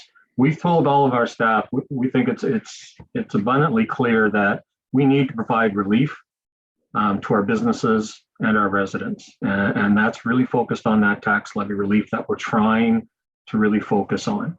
And so if there are tools out there that can help us with that, let's explore those. Let's have conversations with the stakeholders potentially impacted by that to see if it's an effective tool. The illustration behind me shows the caliber of the kind of events that we're able to bring to Midland. And I can tell you it is world class. There is a great deal of energy and a fantastic community that supports these kinds of events that attract people to the area, that get them to stay at hotels and motels. So we're very supportive of that, but it is a lot of work. Is there a way that we can leverage some of this to create more opportunity that will benefit those hotelers? And that's the conversation we want to have. This is not about bringing the tax forward. There's nothing baked in this at all. We need to provide you with some facts, as has been said. We need to bring you some evidence. There are other jurisdictions that are doing this. Whether it's successful or not, I don't know, but we need to do that work. And so that's what this report is about. It's about engaging with the community, with the stakeholders, bringing back some information for council to consider, and then you can make that decision. Thank you, Mr. Sale. And we have a comment from Councillor McGinn.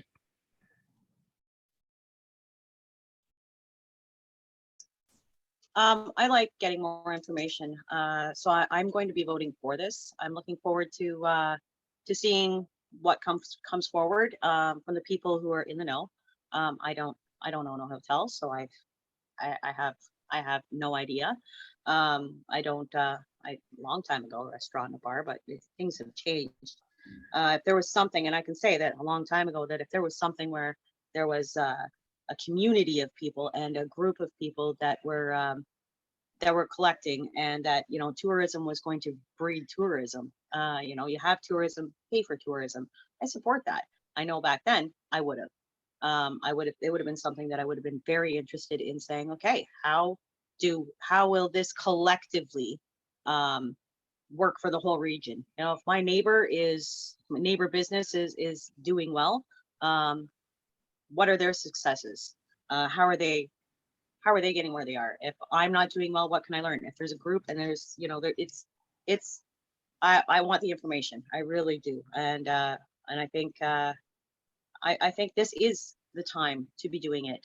So thank you very much. I appreciate the staff are saying that they have the time and they're interested in doing this. So yeah, I'm going to be supporting this. Thank you. Any final comments or questions before we call the question? Right, then all those in favor? Yes. 1, 2, 3, 4, 5. Opposed? 1, 2, 3, 4. That carries. Thank you very much for your participation in this conversation, and I will pass it back to Deputy Mayor. Thank you very much. I'm going to propose a 5-minute break. It's 7:32.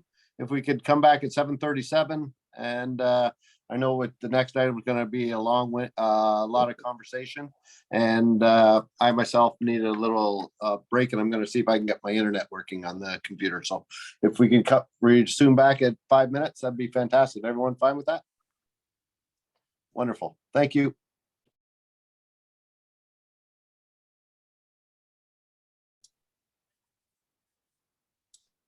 Just want to make sure we have everybody back. I'm seeing Councillor Prost and Councillor McGinn. Are you here? No? We'll give them 1 minute and we'll get started. How's everyone this evening? The internet's out all through Sudbury, which is great.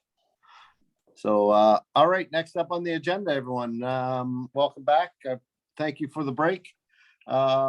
Next up, we have 10.4.3, CSR-2022-42 parking system update. That staff report CSR-2022-42 parking system update dated June 15, 2022 be received, and 1, that in accordance with the content of the report CSR 2022-42, council approves the following rates for 2022. A, annual passes effective June 30, 2022, Zone 1 downtown lot, $99. Midland residents, downtown business employees only. Zone 1 downtown lot, $199, non-residents. Zone 3 seasonal boat slip parking, $199 seasonal boat slip customers only. B, we have monthly passes, Zone 1 effective June 30th, 2022, non-prime months, January to April and November, $20 per month. And then prime months, May to October, $40 per month. Then we have C, hourly rates effective August 2nd, 2022, Zone 1 downtown lots, $1 per hour, 7 days per week. Zone 2 on street parking, $1 an hour, 7 days per week. Zone 3 harbor, $1.50 an hour, 7 days per week.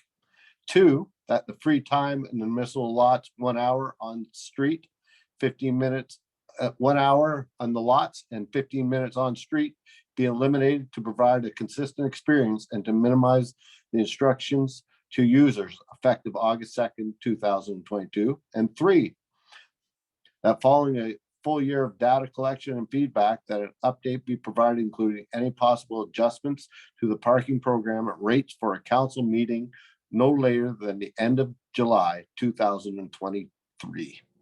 I need a mover and seconder to get this on the floor. Moved by Councillor Gordon, second by Councillor Downer.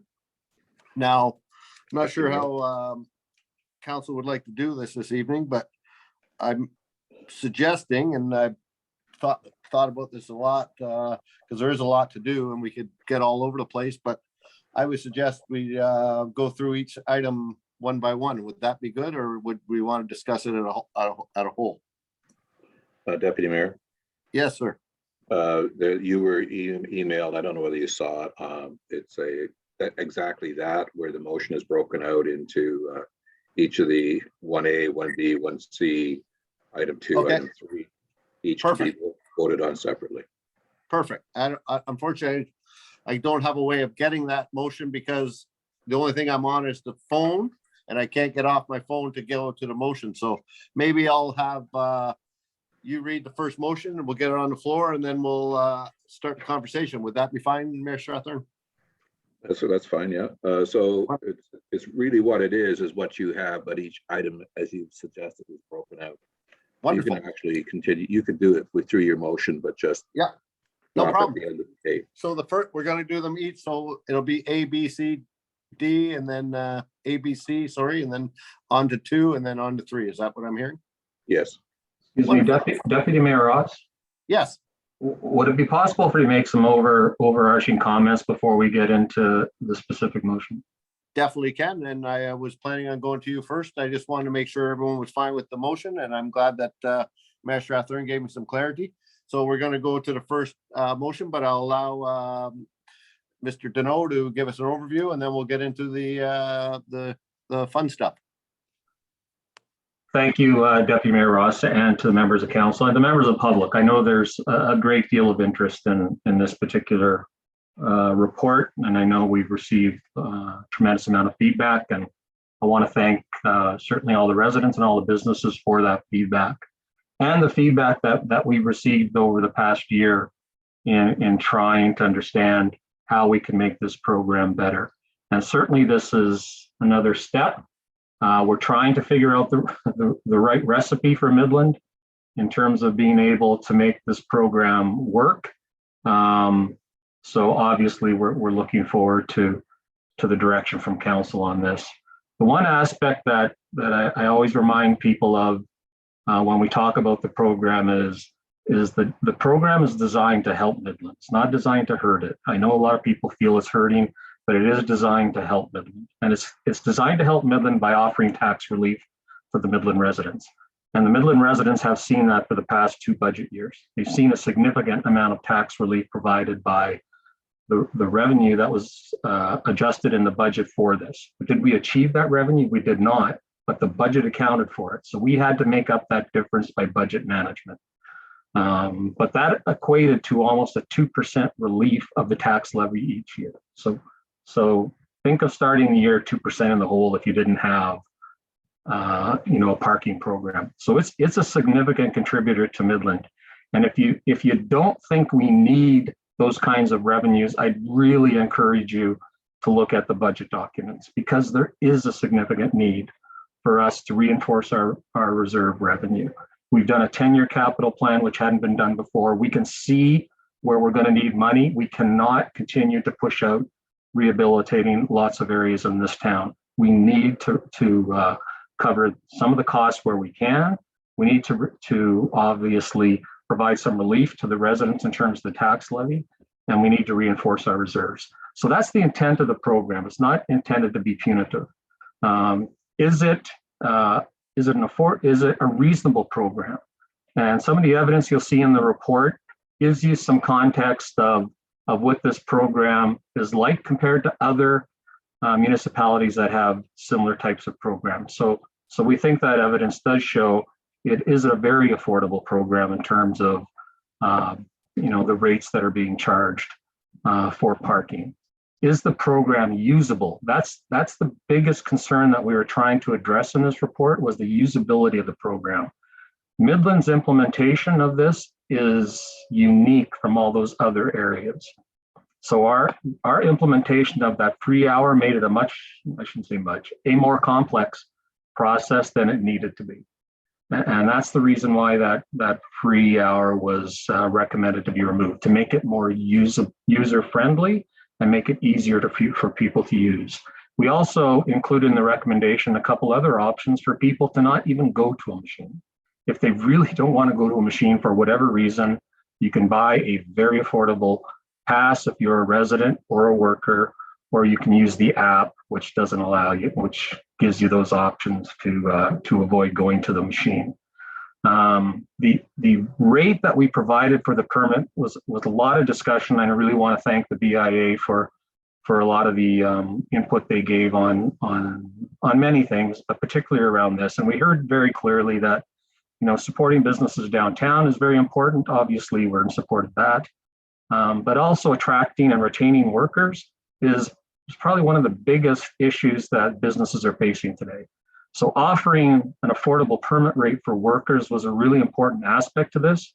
We think there's risk in offering a permit rate, quite frankly, at the $99 rate, but it's a risk that we're willing to take for this year and see where this gets us. If there is a significant uptake in this permit rate, you know, that certainly helps with the program, but we wanted to certainly support our businesses and the workers that are supporting that. The 7-day expansion of the program was purely designed to hopefully offset the burden on Midland residents. What we had heard is that a lot of visitors tend to come on the weekends to do a lot of their shopping. So perhaps expanding it to the weekend would allow us to get more revenues from people outside of Midland, which would allow us to continue to subsidize the resident rates for those permits. So that's the thinking behind some of those main elements that I know we've received feedback on. But again, you know, we're doing our best to manage the risk that's in the budget on this program. We've demonstrated time and time again. I think everybody does appreciate this. We're very business friendly. We create events like this that are, you know, unparalleled to Christmas in terms of the amount of business it brings to downtown Midland. So we want to find something that works, and we're encouraged by the feedback we're getting.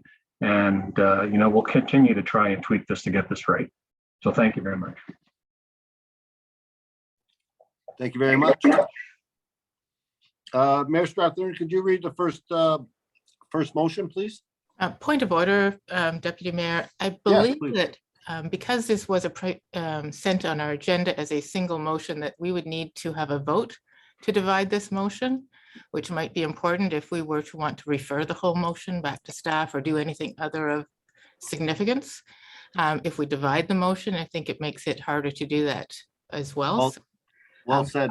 Well, thank you so much, Councillor Cunningham. I believe you to be right. So do I need a motion to split this, I guess? Madam Clerk, could you help me out?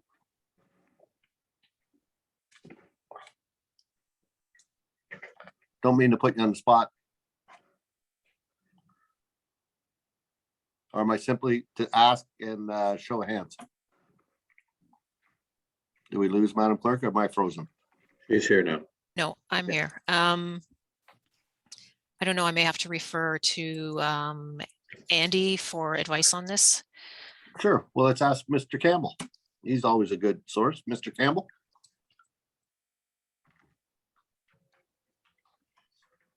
I'm just pulling out the procedure bylaw and splitting the motion. So give me 2 minutes. Sure. Perfect. Less than a minute here. No problem. Take your time.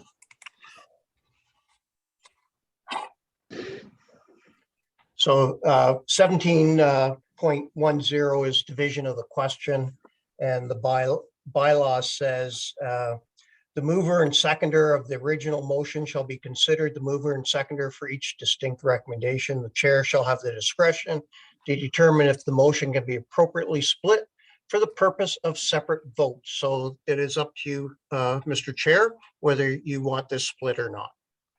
Wonderful. Thank you so much. I would like it split.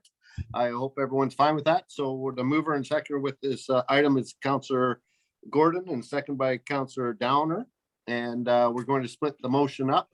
The first motion, Mayor Strathern, if you could read it, and our mover and seconder are Gordon Downer. If they object, then we'll have to get a second, someone to fill in, but No objection, Mr. Chairman. No Wonderful. objection. Let her rip. thank you very much, gentlemen. So Mayor this- Strathern, if you could read the first split item. So it's that in accordance with the contents of this report, CSR-2022-42, Council approves the following rates for 2022. A, annual passes effective June the 30th, 2022. Zone 1, downtown lots, $99 per year. Midland residents, downtown businesses / employees only. Zone Wonderful. 1, downtown lots, $199 per year, non-residents. Zone 3, seasonal boat slip parking, $199 per season, seasonal boat slip customers only. So zone 3 is the Yeah. is the harbor. So I'm going to start with the first part, if that's all right, and we'll try to get the discussion to that, and then we'll vote on all three. But if anyone has any comments with Zone 1 downtown lot for pass for $99, Midland residents, downtown business employees only. Any questions or comments with regards to that first part of this motion? John, Councillor Main, Thank you. and Councillor we- Downer I have. We spent a lot of time at the BIA meetings talking about parking, especially the last year. And they fought so hard to try to get this reduced employee rate, to get it down to 99. They're very, very supportive of continuing that the $99 permit for employees and residences. To fact where some of them were saying, oh, we're going to buy permits and just give to our family members, just to make it easier. And there's a lot of support behind this, the super subsidized permit rate, and try to get everybody onto this permit system. Very much supported by the BIA. Unfortunately, a lot of employment in the downtown core in retail or various are minimum wage paid employees. And so that's the thing, is you're trying to take away the regressiveness of parking policy. So the people who are downtown the most are the employees and the residents. So we're trying to come up with a program that suits that needs. And I think that's what we've landed on for this and the permit. So they're very supportive of that.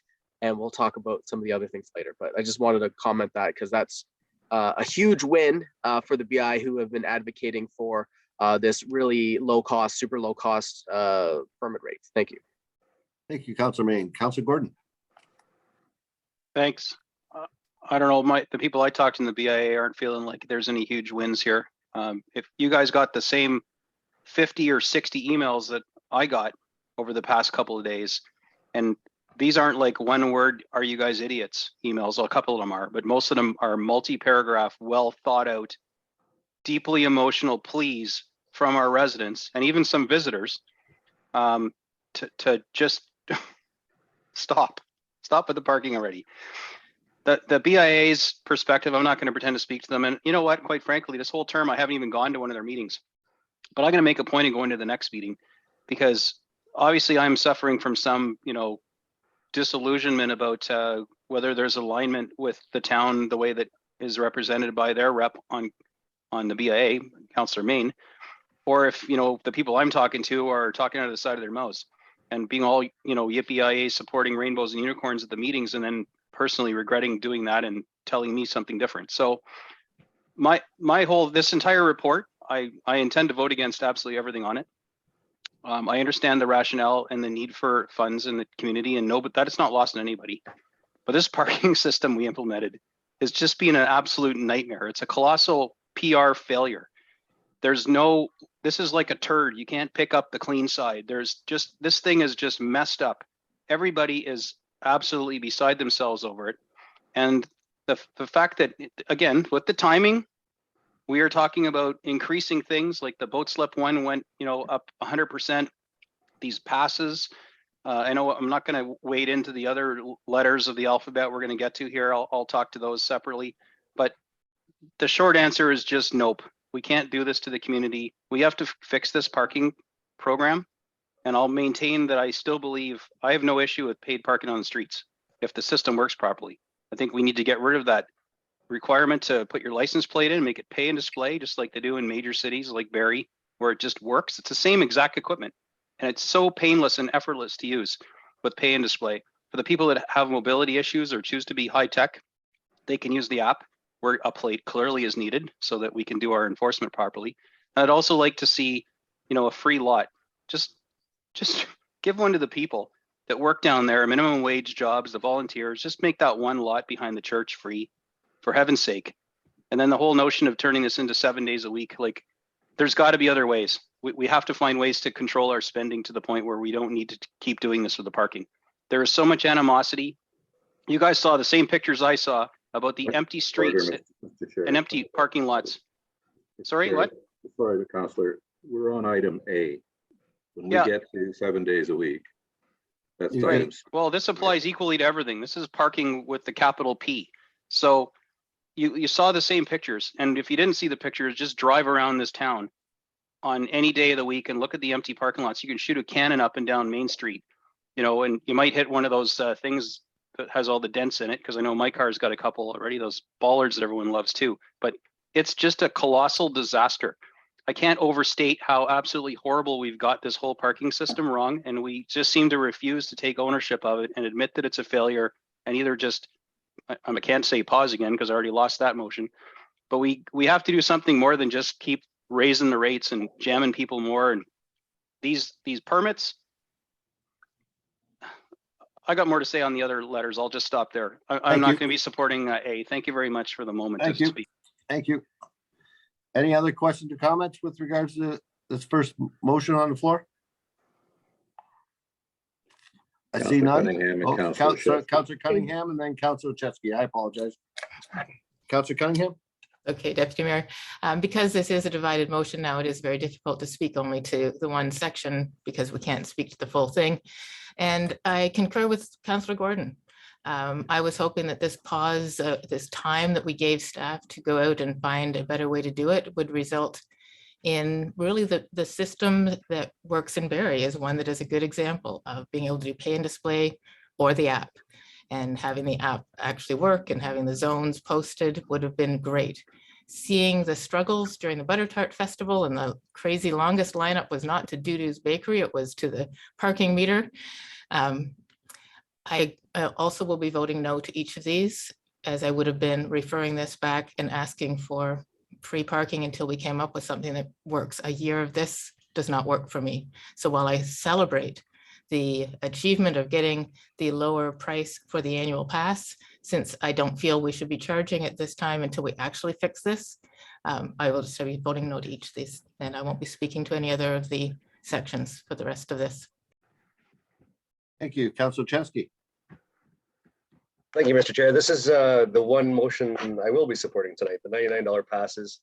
This was kind of a logical lesser of two evils than the employees that work more than 3 hours having to go out and move their vehicle every 3 hours, because that was nonsensical. The $99 I think is an affordable option for downtown employees to get a permit, so that they don't have to deal with the meters every day. They don't have to worry about moving their vehicle every 3 hours. I will be supporting A, and I think that will be the end of my support for these motions. Thank you. Any other questions or comments with regards to these items? I see none. Sorry. Councillor Prost and McGinn are both waving frantically. I apologize there. I was just about to get to you. Councillor Prost, and then I'll go to Councillor McGinn. I just want to make it state now that my answer is no to all of it. I think we need to get it right, and maybe getting it right would be finding other ways to gain revenue for the town. I think paid parking is hurting our merchants, hurting our residents, and it's just undue stress, and it's not a happy place. And at some point, we need to put our businesses and our people, our residents, our ratepayers first before the almighty dollar. I'd just like to see something different, something manageable. So my answer will be no for all of it. Thank you. Councillor McGinn. Hi, so I originally intended on coming in with my answer being no to everything. It's not a system that is working. It's not user friendly. I know that there's been a couple of us that have gone out to try to help. I know I've had my struggles with it. Because it's split, I do support a reduced rate for people who work, a very reasonable rate for people who work downtown. I know I can personalize that, if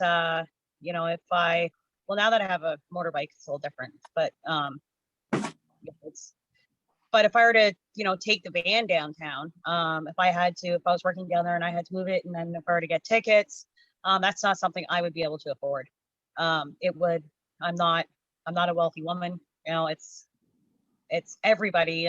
So I am relating to the people who are saying, I can't afford this. I need something that is affordable. Which then I guess some of my peers people could argue that, make everything affordable for everybody, but the system is not working. And I would love for it to work, and then, it would affect our tax rate. So I understand that. So I want to say that I understand that to make things more affordable for all residents, that we have to find ways to generate revenue. But this system, the frustration that goes with it, it's not working. And I'm hearing more negative than I am positive. Save for a parking pass that is reasonable for people who have to be down there, and then they won't have to worry about, as said, moving their vehicle or getting a ticket. And that's not a stressor that people need. After that, I will be saying no to everything else. Any Councillor Chesky? Thank you, Mr. Chair. I just think it's important to say, like 5 of us have voiced our intent to not support the rest of the motion. So I just want to say this, will be perceived as a victory for the downtown, but we need to acknowledge that we're putting staff in an incredibly tough place by doing this. And we need to acknowledge that we're putting this burden on the next council, and that the next budget is not our problem. We might not be reelected, and this is going to be 9 new councillors' problems. So while it may feel like a victory, and it is for the downtown merchants, I totally acknowledge that this has deterred people from shopping downtown, and people have told me they wait till weekends to shop downtown, and now they can't even do that if we approve this tonight. So I just want to acknowledge the staff. While I won't be supporting this, I totally acknowledge that the position that we're putting you in, and I totally understand we put you in a completely tough spot, but it's an incredibly tough thing for us to do, and we need to revitalize our downtown and get people excited to go back down there, and I feel this is necessary. So I need to acknowledge that we're placing burden on our staff. We are placing burden on the next council unfairly, in my opinion, but I do feel it's a necessary evil, in my opinion. Hear, hear. Nicely said. If I may, Deputy Mayor Ross. Mute, Deputy Mayor. Apologize. Yes, I have, I believe I had Councillor Downer. Did you have a comment? No. Okay. Sorry, Deputy Mayor Ross. Mr. Deneau, yes, it's all yours.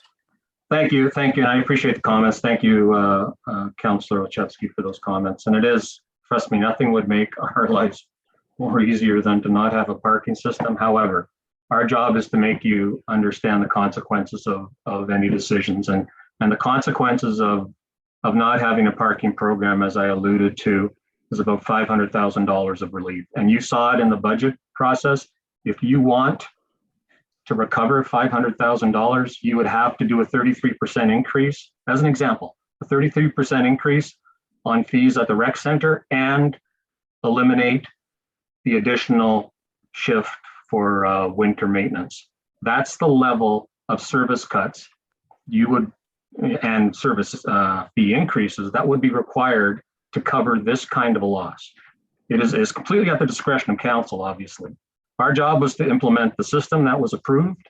It's the same system that's in use at many other municipalities. However, Midland put the twist on it with the free hour. That made it more complicated to use. But it is the industry leading parking system that's in place. It is difficult for some people. We provide a training. It is the lowest cost. You're not going to find a lower cost for parking permits, parking rate anywhere that uses a parking system. It's the lowest here. So all of those things were in consideration. So is it a reasonable system? I think it is. Is it difficult for some people to use? Absolutely. Did we do our best to try and help communicate and help people? We did, and we're trying to do it better. But it is completely at the discretion of council what they want to approve or not approve. But you do have to understand the consequences that the next council will pick up without this kind of a program. Thank you, Mr. Deneau. If I could, Councillor Cunningham, I'll pass it over to you one more time. And I just had a quick comment if I could. Certainly, Deputy Mayor. Thank you so much. It's a tough one. I get it. People are frustrated, but I travel all over, and I know I've said it in the past that you don't want to, but I've been to Niagara-on-Lake, same system. Tobermory, same system. Everywhere it's everywhere. I know I'm not going to be popular by saying it, but you know, if we could just teach and learn, I promise you to if you can send an email, you can do that parking system. With that said, okay, I'm getting pushback. No one wants to do it. Can we, I guess the question that goes to you, Mr. Deneau, we're going to eliminate the parking system if hearing no one wants to prove anything else moving forward. I haven't heard any solutions on what we're going to do. So I guess the question is, we're halfway through the year. Can we add the $500,000 onto the tax rate of our residents to pay for the shortfall at this point in time where we've already budgeted this money? Is that something that we can do as a council and approve that tonight and increase to make up that $500,000 that we're obviously, let's just split in half, our $250,000. We're halfway through the year. That will make up for this. I'm curious if that is indeed something that this council can do. I've never heard it done, but and I do have a follow-up once I hear your answer. I will allow Mr. Deneau to answer that question. Yeah, I think I appreciate that as a potential alternative. I think my preference would be to refer it back to staff to see what alternatives we could come up with to cover the potential loss. And again, this isn't just an annual loss. This is a program that would exist every year. So you have to deal with this every year. So hence you would need some kind of a program that would recover it, as Deputy Ross is indicating, adding an additional 2% to a tax levy or a very specific zone specific levy increase. You follow on, Deputy Mayor? Yes, if I could. And I appreciate the answer. Thank you so much. Two things I'm going to add before I stop, and I'll allow to Will. I'm a strong believer in the will of council, and I'm going to support how this council is going to go. But one thing I will add, the town of Midland, or none of us are here to sabotage the downtown. I can promise you that. I'm for the best of our downtown. I don't care what it takes. I'm supporting 100%. If you choose not to, that's your decision. If you don't want to take the time to learn how to system, I have the app on my phone. I can go on and do it in 2 seconds faster than I can go down to Facebook. I can promise you I can pay for my parking. Secondly, we spent $14 million to redo that street. We support the downtown. There's very few other communities. We have the most amazing street. I appreciate that the frustration with the parking system, but I would prefer that we take $100,000 out of our budget, hire 4 people to work 40 hours a week for the next 8 weeks over the 12, 14, 16 weeks over the summer, and walk every person through. We have them at every station and help them navigate the system than to just give up and throw our hands in the air and say we're never going downtown. That is your decision not to go downtown and figure it out. It's not my decision or the town of Midland or anybody. The BIA hasn't done anything. It's your decision. If you want to drive to somewhere else and not support your local community, that's up to whoever. But I just, you know, the one thing, how to kill a community, object anything new. And this is new. I get it. It's learning phase, but you want to kill a community, and exactly what we're doing right here is ejecting anything new. So it really does. You know, I want to defend the decisions that we made. We $14 million in fixing up that main street, and it's spectacular. And you know, is it tough? There's no question. I get it. It's frustrating, but I think if we could do a little more education and helped out and hire some staff to be down there, I think it would go a lot longer than just to eliminate it altogether and put the burden of $500,000 onto the backs of our residents. I saw the mayor, then Councillor Olszewski, then Councillor Prost. Thank you, Councillor Cunningham. The biggest thing I heard through, and the email started coming in yesterday, somebody put a post up, which basically citizens man the barricades and the deluge started. And as Councillor Gordon said, these are, for the most part, people expressing frustration with the machines. That's been universal, whether it's glare on the screens, whether it's the thing not responding, whatever. And I've heard people in these emails and other people express these concerns. What's interesting to me is I've heard other people say these things are a snap. Absolutely no problem with them. So the deputy mayor's point, there is a learning curve. It is new and it is changed now. But understanding that there's potentially, you know, people, seniors in particular, we offer a pass for 33 cents a day, a pass. And if you tell me that you're willing to take your business out of the downtown, which you accuse us of sabotaging, but at the same time purport rather to be an advocate for, I would call hypocrisy on that one for 33 cents a day. Nonetheless, I'm quite prepared to turn around and put it on the levy, and we'll spread the pain equally and just forget about all of this. That doesn't do the downtown merchants any good, because one of the things we could, as I think the CAO said, we could do a community improvement levy for the downtown, because about $7 million, and people say we're sabotaging and not supporting the downtown. $7 million went into that downtown, fundamentally at the behest of the people who sat on that committee, who were merchants. And when that process was going on, so keep tally on this, folks, because you're adding more and more and more to the bill.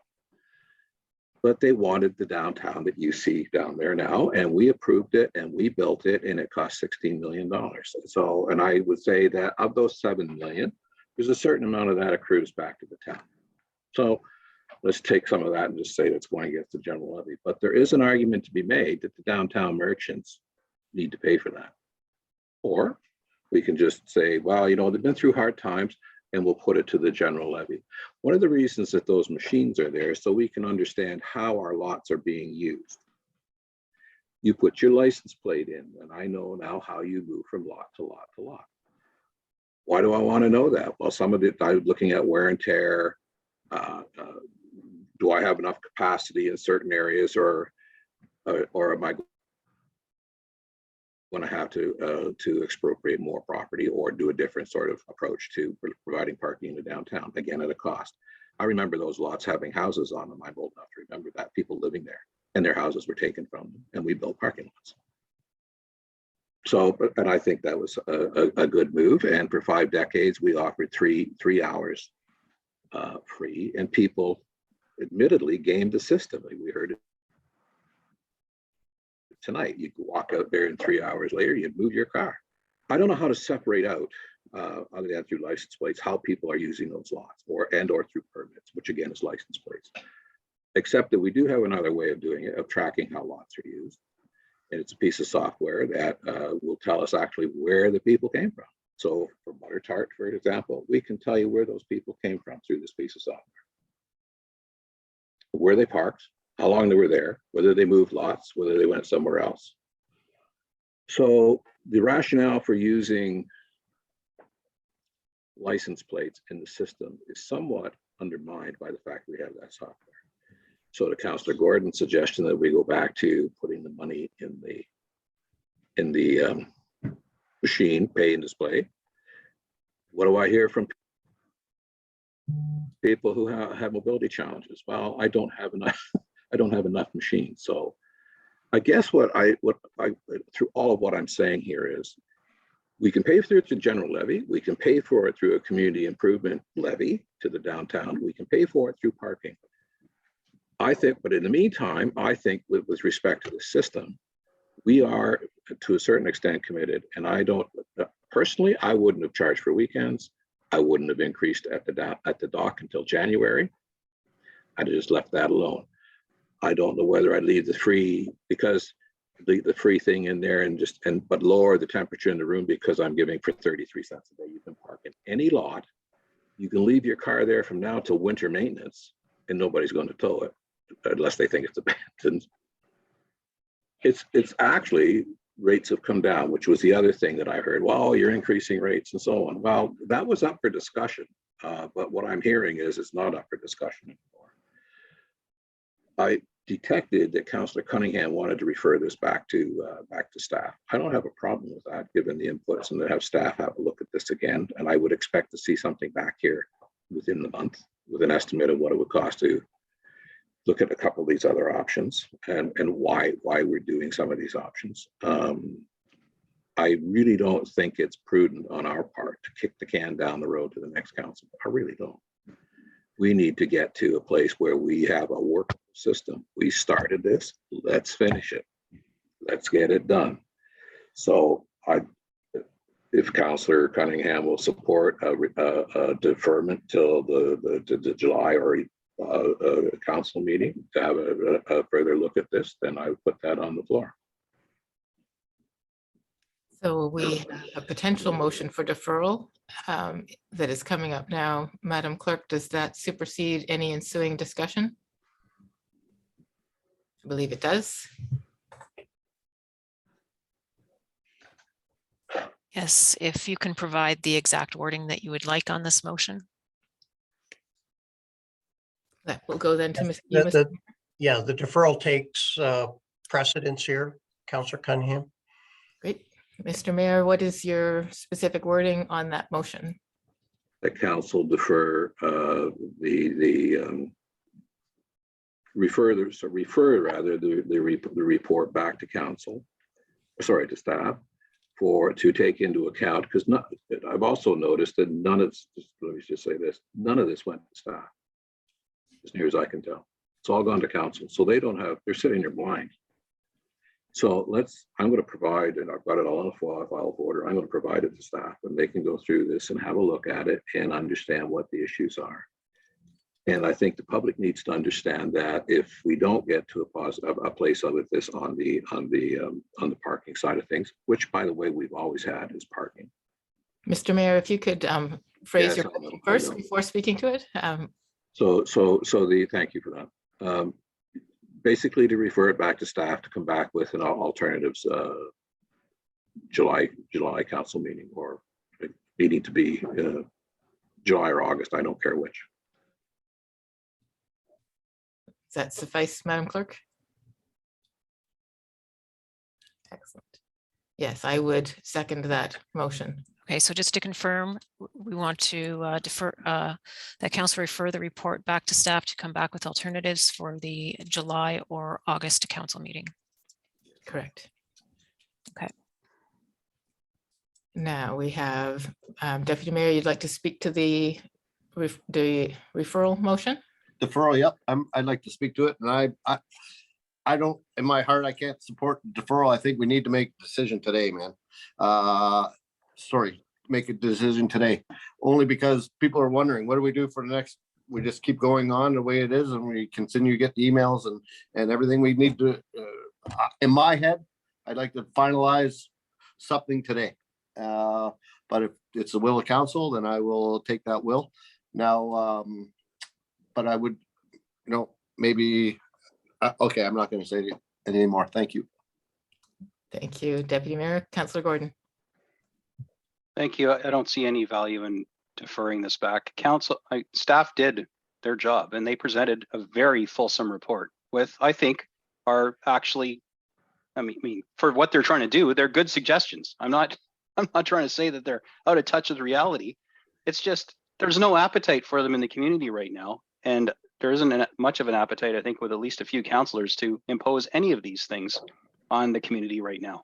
So sending them back to go and do a rework and try and dream up things that they probably already talked about and dismissed initially, I don't know that that's serving anybody. Like, I think we should just vote these things tonight.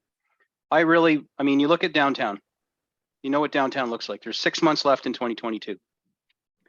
Is the problem the bollards that everyone seems to hate and smash into, myself included? Was it COVID changing people's habits? You know, they're not going out. Point of order, point of order, we're on the deferral discussion. Yeah, I'm talking about why I don't believe No, this you're should be not. deferred. So, you know, the other thing is it online shopping that's killed the downtown? Or is it the parking nightmare? Perception is people's reality. So if we simply do away with parking for the rest of the year, then we can see what the result is. Let's put the theory that our horrible parking system is the actual cause of the death of our downtown core, considering its vibrancy pre-COVID and pre-Big Dig. Let's put that theory to the test and see if the downtown ghost town is revitalized if we just it's free until the end of 2022. Just make it easy. So that, this deferral I don't support. I'd like to put a motion on just to say that, well, I guess I'll have to do it after deferral, to say that we just eliminate paid parking for the rest of the year. And let's see if there's any truth to the matter that people will return shopping. All the people that pledged to never shop downtown while we still have these parking meters, let's see if they return when we put the bag over them for 6 more months. It's a really interesting test of what seems to be reality, but I'm prepared to be wrong. Maybe it isn't. Maybe it's not the parking. Maybe it's a whole bunch of other factors. But a 6-month pause on this will give everybody breathing room. Everyone banging on the doors who wants to be reelected is going to hear all kinds of stuff from people about what they want in their next council. And with no wards and people putting 9 X's on the virtual ballot, I think we're all going to know when whoever gets back in exactly what your marching orders and mandate is as far as affordability, parking, and all the other big problems that we have before us. So I'm not going to support this deferral. Thank you for making an attempt at it. I see you're compromising on it, but I just think it's we're just rip the Band-Aid off. Let's just vote these things tonight and show the community where we stand, each one of us. Thank you, Councillor Gordon. Councillor Olszewski.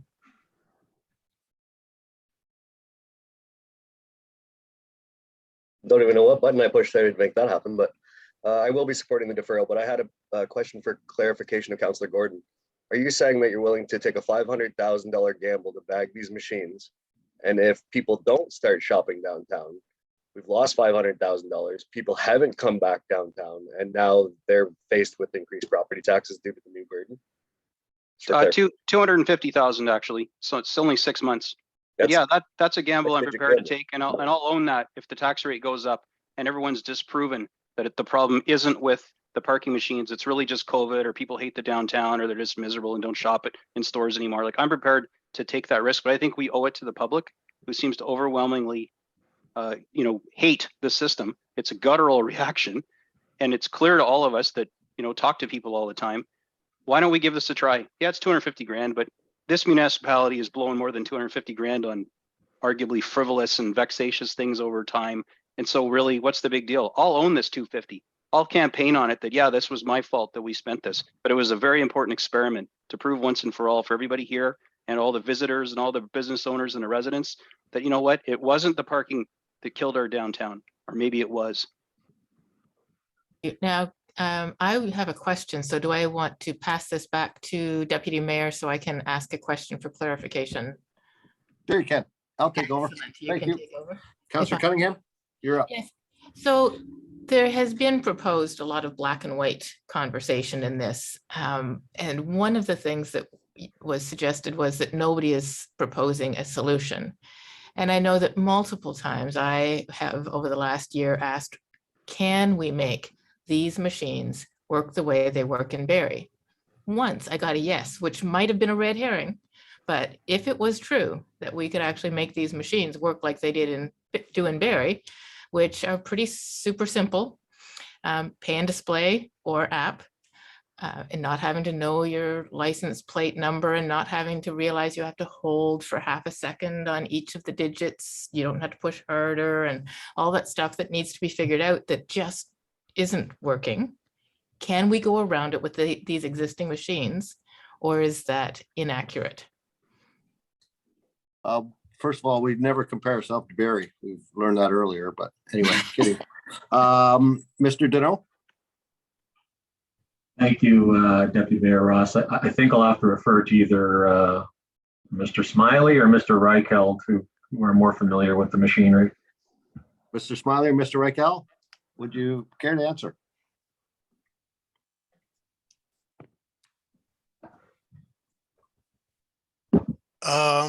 To be honest, I would like to, through you, Deputy Mayor Ross, I would appreciate if Mr. Reicheld could speak on this. I just wasn't around during the implementation, so I don't know what would be involved in, going to the pay and display from the pay by plate.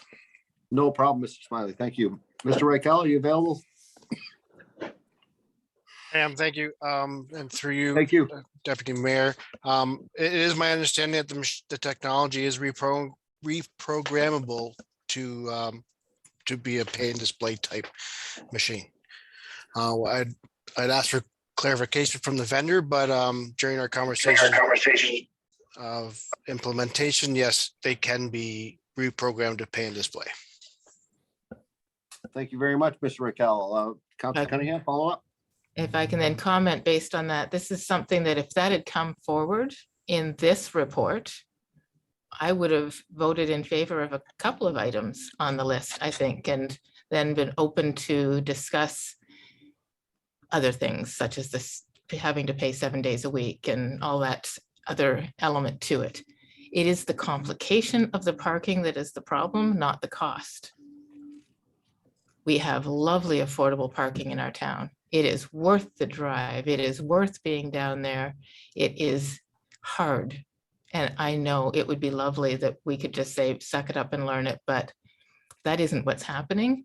And this is the one reason I would refer back to staff, is if they came back a month from now, whether we said in a month of free parking or free parking until they come back to us with something that we say, yes, this works, and we can do that, that is worth my time. That is worth the cut. It's worth the hit to use the existing machines that we forked out a lot of money for and make them work in a way that humans can do, all humans. When my 15-year-old has a problem with something with technology, there's a problem. Thank you. Any other questions or comments with regards to this deferral? Or should I call the vote on the deferral? All those in favor of deferring this till a later date, please raise your hand. Hand up, Deputy Mayor. Sorry? Councillor Main had his hand up. I No, it's apologize, okay. Councillor Main. Nope. It's go all ahead. right. Councillor Cunningham addressed it. Thank you. Thank you very much, Councillor Main. All those in favor of deferring? 1, 2, 3, 4. On the interruption, Deputy Mayor Ross, Yes. do we need a mover and a seconder first? I believe it was moved by Councillor Strathern and seconded by Councillor Cunningham. Is that correct? Okay, All right. thank you. So I apologize once again. The card's up and in favor of deferral. 1, 2, 3, 4, 5, 6. Opposed? 1, 2. All right. This item is deferred. Councilor Main? Mr. Chairman, just a quick clarification. So we didn't we didn't vote on the permit rates because that got deferred. So that will be all of what we just deferred, the whole motion, kit and caboodle, A through Z is going to be deferred. Okay. The issue we have is it's status quo until the new motion comes forward, and so we didn't solve any problem. Right, but I guess some of the permit rates are going to be, I don't know if they expire at the end of July, and I think that was one of the issues, trying to establish new rates. But I think that's fine. We'll deal with it when it's appropriate. Thank you. Thank you. Any other? Okay, next, sorry, I'm moving on to the agenda. So there's a request to speak for Councillor Cunningham, Deputy Mayor. Sure. Sorry. I apologize, Councillor Cunningham. Sure, Rousing, go ahead. I don't know the protocol for a motion arising, but if there is an opportunity for a motion arising from this item, that we also then provide the free parking until this comes back to council, I would like to so move. That would be the will of council to bring that onto the table this evening. All those in favor of, sorry? I support. No, 1 second, please.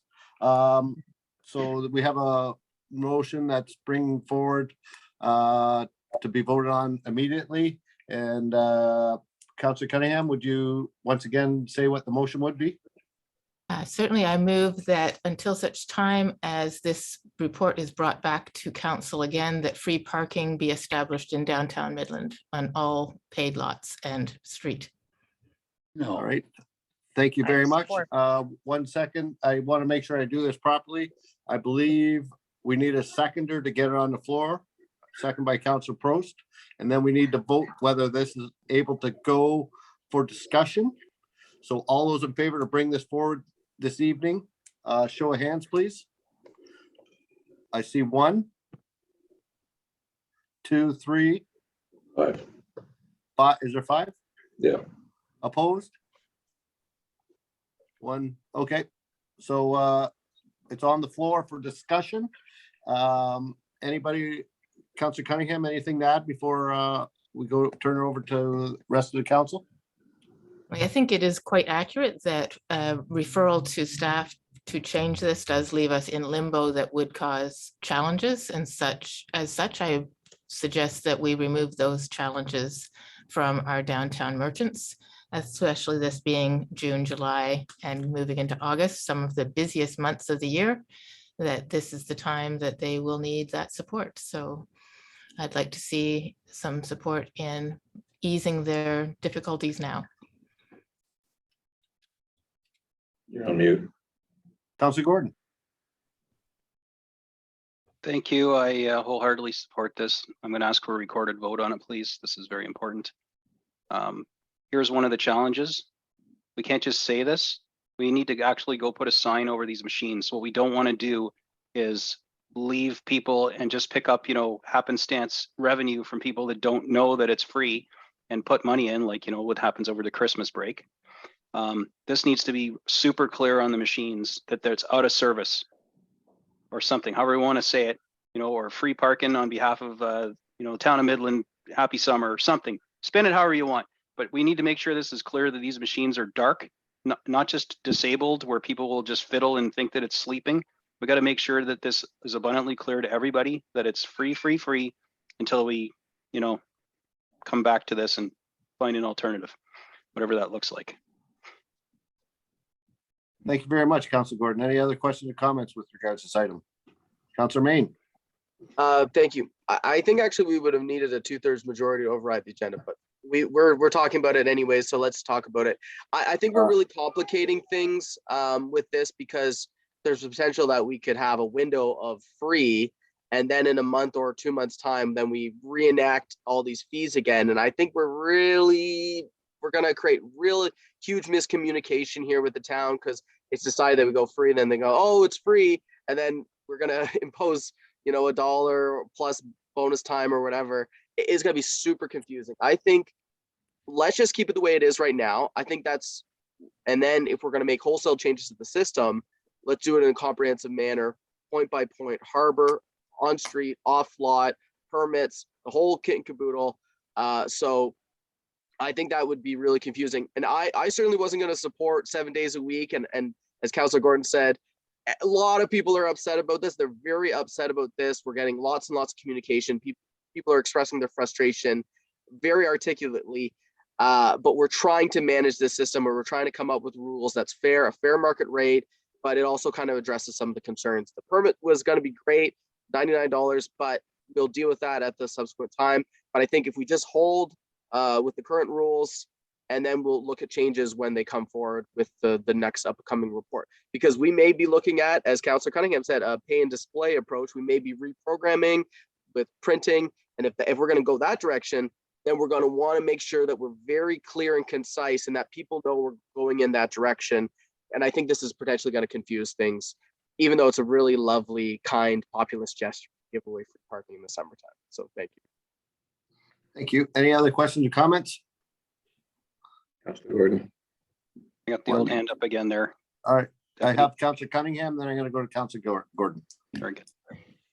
I would just like to note that the town has been patient. We have had 8 months to adjust this and had it going, collecting data, and have not come to a resolution that we had hoped this report would bring. So I do believe that the pause is appropriate and that the changes that come out are going to be changes either way. Councillor Gordon?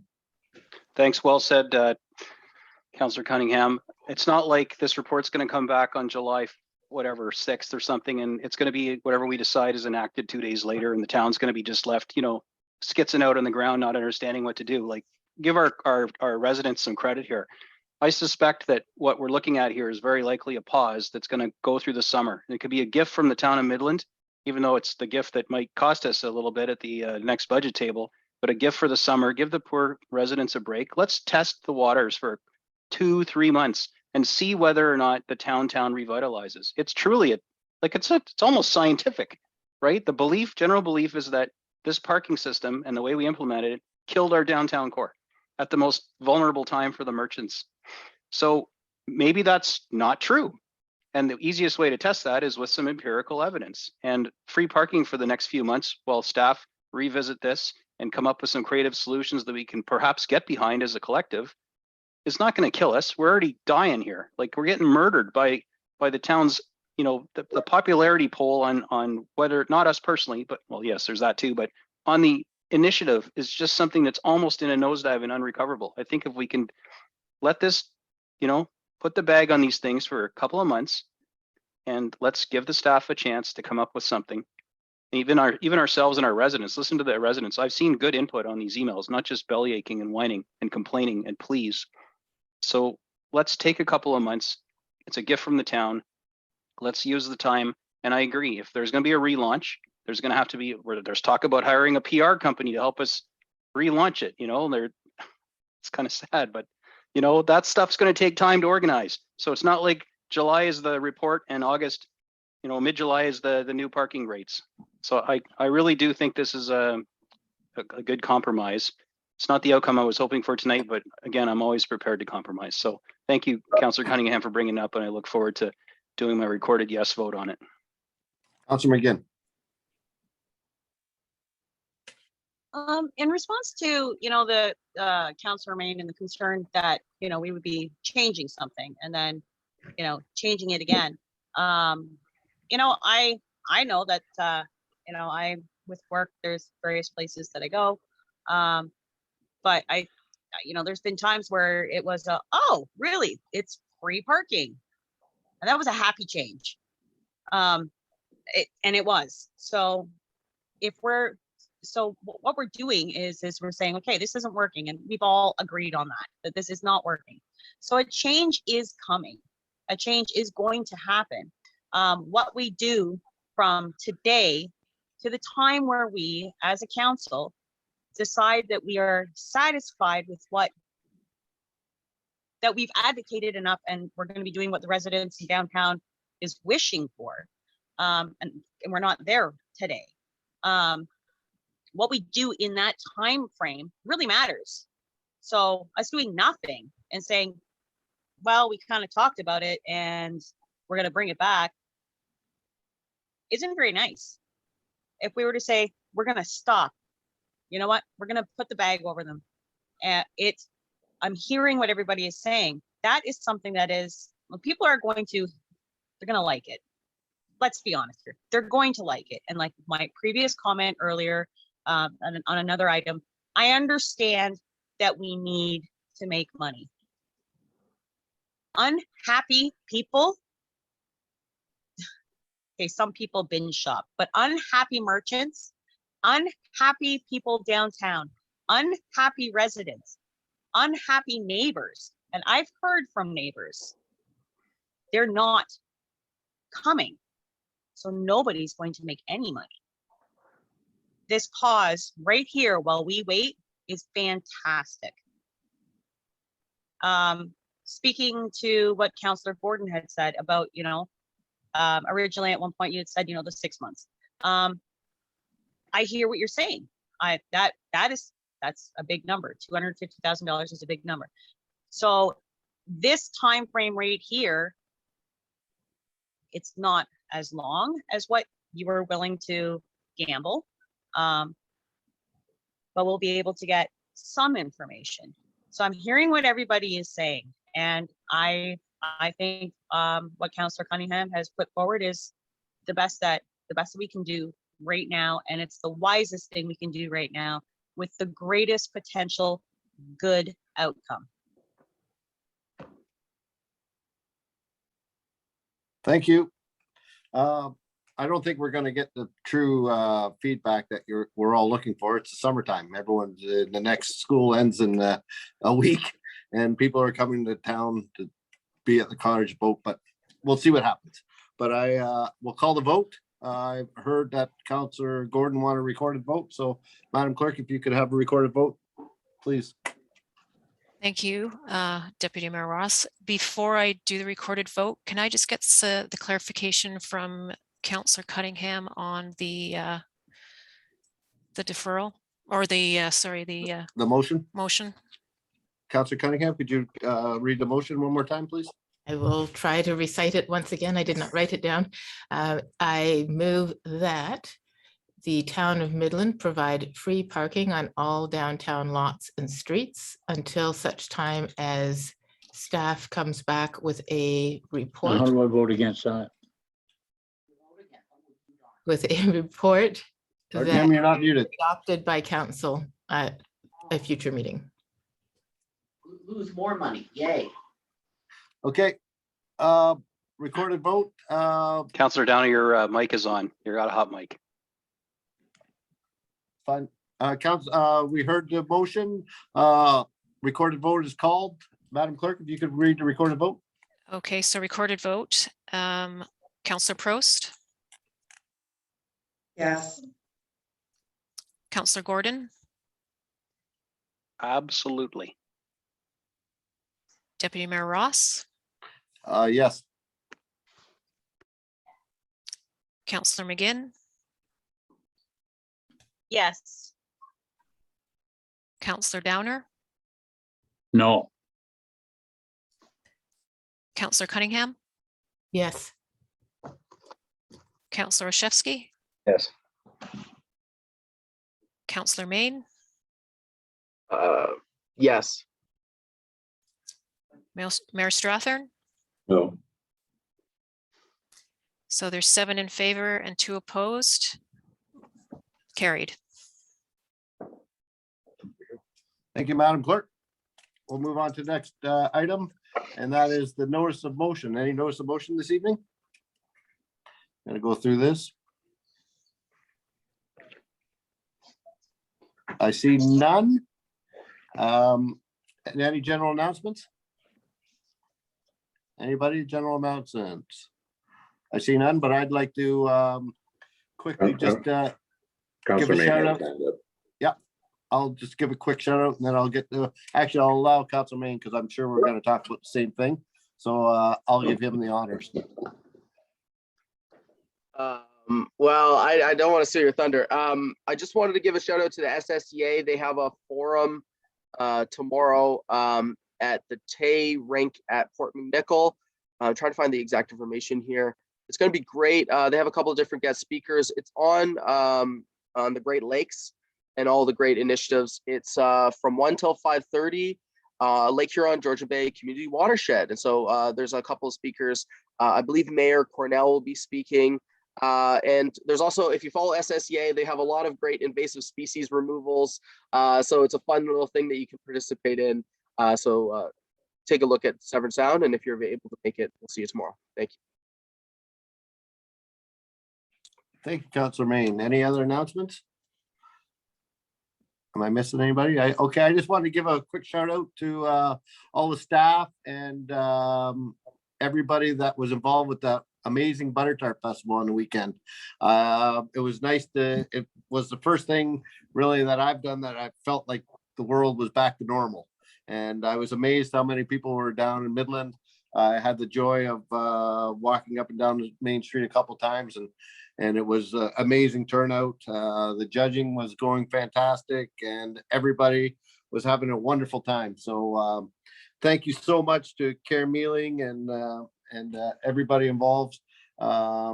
It truly was a great event. I apologize if I missed anybody, but no, it was amazing. And thank you to all the staff. We couldn't have done it without you. Councillor Gordon. Thanks. I wanted to follow on that. That was my first Butter Tart Festival, or I've had a chance to volunteer. I'm usually out on my boat, but I was in town, and I was just blown away by the volunteers that were all over the place. I was over at the soundstage working with Rick, and it was a lot of fun. But man, when I got cut free and wandered around to buy my tarts, I lined up at Doodoo's too.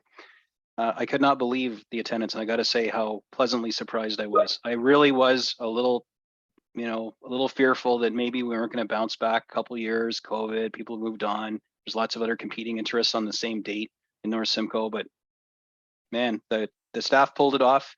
The residents and visitors, they came like, as there was never, it was like there was no, we didn't miss a beat at all.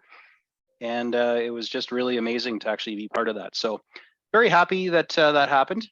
And a huge shout out to the staff and volunteers. Like the fact that that street was, there was no evidence of the Butter Tart Festival the next day is just incredible. So anyway, just wanted to throw it out there and echo your praise, Councilor or Deputy Mayor Ross, and look forward to the next one.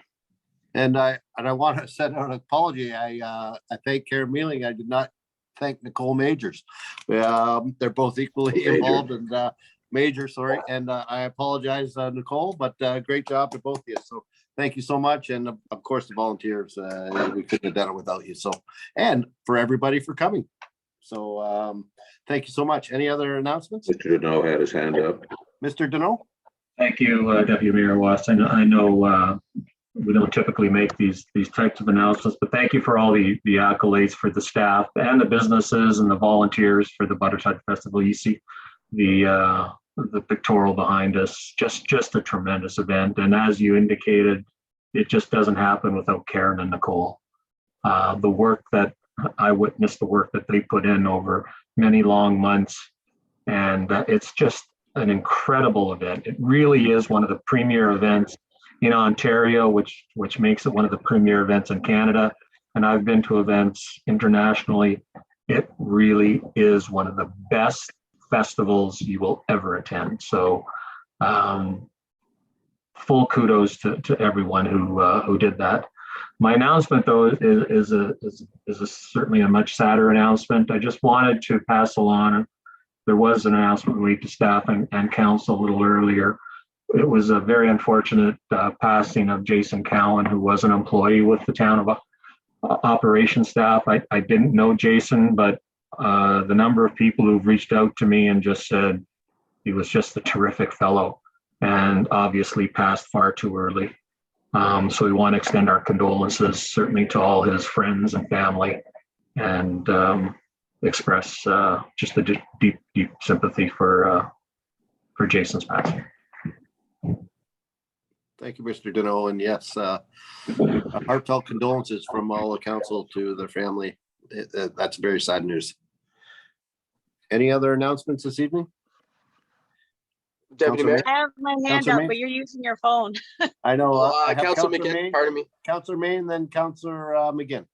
Oh, Councilor May? sorry. I just wanted to touch. We mentioned it last time, but I think it's important to mention every time is that we're in the summer storm season and how important it is for people to get ready, emergency preparedness, about making a plan, know the risks, and to make a kit.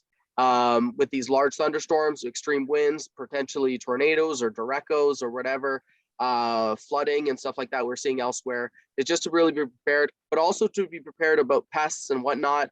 Mosquitoes is one thing, but ticks is now a new reality for us here in North Simcoe. So just be mindful when you're out and about of the different risks, nature or Mother Nature. Thank you. Ms. McGinn, or Councilor McGinn, sorry. Okay. My apologies. Thank you. That's all right. Jason was a very nice man. Thank you for Thank you for bringing it up. I had a happier announcement, which was my kids and my wifey's kids, we went downtown, and so I wanted to say that 5 out of 5 kids, and I am a qualified mom, will say that they liked the Butter Tart Festival. So 100% of the children in my charge at that time enjoyed the Butter Tart Festival and ate 2 Butter Tarts each and could not decide which ones they liked. I also want to add that I've been honest and open about the fact that I don't really like Butter Tarts. I know I'm saying this in a council session, but I've never really, and I actually had one, and I publicly posted this as well. I liked it. I really liked it. So I want to say thank you. It was wonderful. So we've been thanking the vendors, we've been thanking the people, we've been thanking staff. I want to thank the people who came. I want to thank the people who traveled far. I want to thank the person who passed by me and said, "Wow, I'm so glad to be back here." I may not know who they are, but I want to thank the people who in our neighborhoods who we walked. There was no way I was going to drive anywhere. We walked, and it was, yeah, it's fantastic down there. I didn't hear any negative, which is beautiful. And there was another person who was saying that that they were really looking forward to it, and they had traveled from Coppercliff. It was near Lively, Ontario, and we ended up having that conversation because that's where the area I was born. So that's how far it's going. I want to thank those people too. Thank you very much. Any other announcements? Councilor Chesky. Thank you very much. I just want to take a few seconds to acknowledge and send my respects for another member of our community that's passed away, Ron Jeffrey, the owner of Jeffrey's Pro Hardware, one of Midland's longest running businesses. Unfortunately, he's passed away. His celebration of life is July 8th at the Midland Golf and Country Club from 1 to 5. And people are encouraged to go out and tell stories about Ron and have a drink in his honor. So just wanted to pay my respects. Thank you very much for bringing that up, because I too was going to bring up Ron has been a long time community member, 78 years, fantastic family, and I've had the pleasure of playing lots of golf with him up at the Midland Golf and Country Club, and it could not be a better fitting to have a celebration of life than at the Midland Golf and Country Club. I believe he was the longest consistent member at the club, so truly a legend in our town, and the Jeffrey family have been operating in Midland since 1901. Pretty amazing. And hopefully their daughter Sherry continues on, but thank you so much for bringing that up, Councilor Chesky. I don't see any more announcements, so we'll move to. Sorry, I got one, just a quickie. Sure. Just along that line, yeah, that store, people don't frequent it, is like walking through time. It's just absolutely magical. Back in the policing days, we had an account at Jeffrey's Hardware, and we'd buy every single piece that we could through them. And it was just so magical to go in there and see all the old paper. It's not high tech. There's no iPads and fancy cash registers. Like, it's just, anyway. If you haven't had a chance to go to Jeffrey's Hardware, please make a chance or make some time to go see it. What I was going to say, though, in relation to the motion that we passed about parking is, I'm already being flooded with text messages I'm trying to ignore here, like saying people don't really understand what we just did. So, rather than, me posting it on my page and trying to explain it, is the town tomorrow going to put out some kind of big press release that makes an announcement about what transpired tonight and the results and the free parking, and just to make it abundantly clear so that it's not really left all up to us to try and interpret it and explain this on the 50 threads that I'm tagged in on parking? Mr. Duno? Yes, thank you through you, Deputy Mayor, to Councillor Gordon and the rest of council. Yes, we'll make an announcement on our channels. I would certainly ask for some patience as we implement some of the signage and deal with the terminals to get them specifically signed out or powered off. We'll have to figure out how we do that. But we will make a general announcement, hopefully, and obviously stop the enforcement aspect of it. So we will make that announcement tomorrow. Thank you very much, Mr. Dino. Now, Madam Clerk, I don't have the motion in front of me, but I presume there's a mover and seconder to end this motion to close Committee of the Whole. Do you have Yes. the mover and seconder? Yeah, it's moved by Councillor Main, seconded by Councillor McGinn. Thank you. So moved by Councillor Main, second by Councillor McGinn, that motion to close the Committee of the Whole and resume the formal council session. Any questions or comments? All those in favor? So carried, Your Worship, it's all yours. Thank you so much, everyone. Great discussion, and look forward to that report coming back to in the next meeting. Thank you, Deputy Mayor. I have before me a motion moved by Councillor Gordon, seconded by Councillor Downer, that the recommendations of the Committee of the Whole for the meeting of June the 15th, 2022 be adopted as resolutions of council. Comments or questions with respect to the motion? Seeing none, all in favor, please. That carries. Thank you.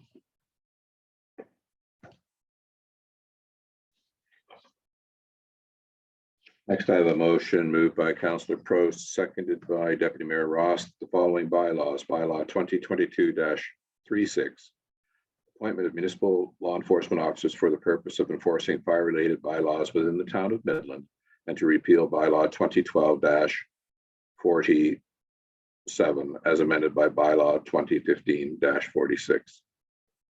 Bylaw 2022-37, amending zoning bylaw 2004-90 as amended for the removal of the holding H symbol on lots 1 to 9 and 13 to 17 registered plan 51M-971 be passed and enacted. Comments or questions with respect to these bylaws in the motion?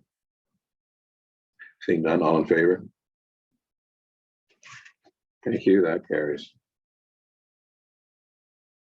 Moved by Deputy Mayor Ross, seconded by Councillor Shevsky, that bylaw 2023-38 being a bylaw to adopt proceedings of the regular council meeting with closed session held June the 15th, 2022 be passed and enacted.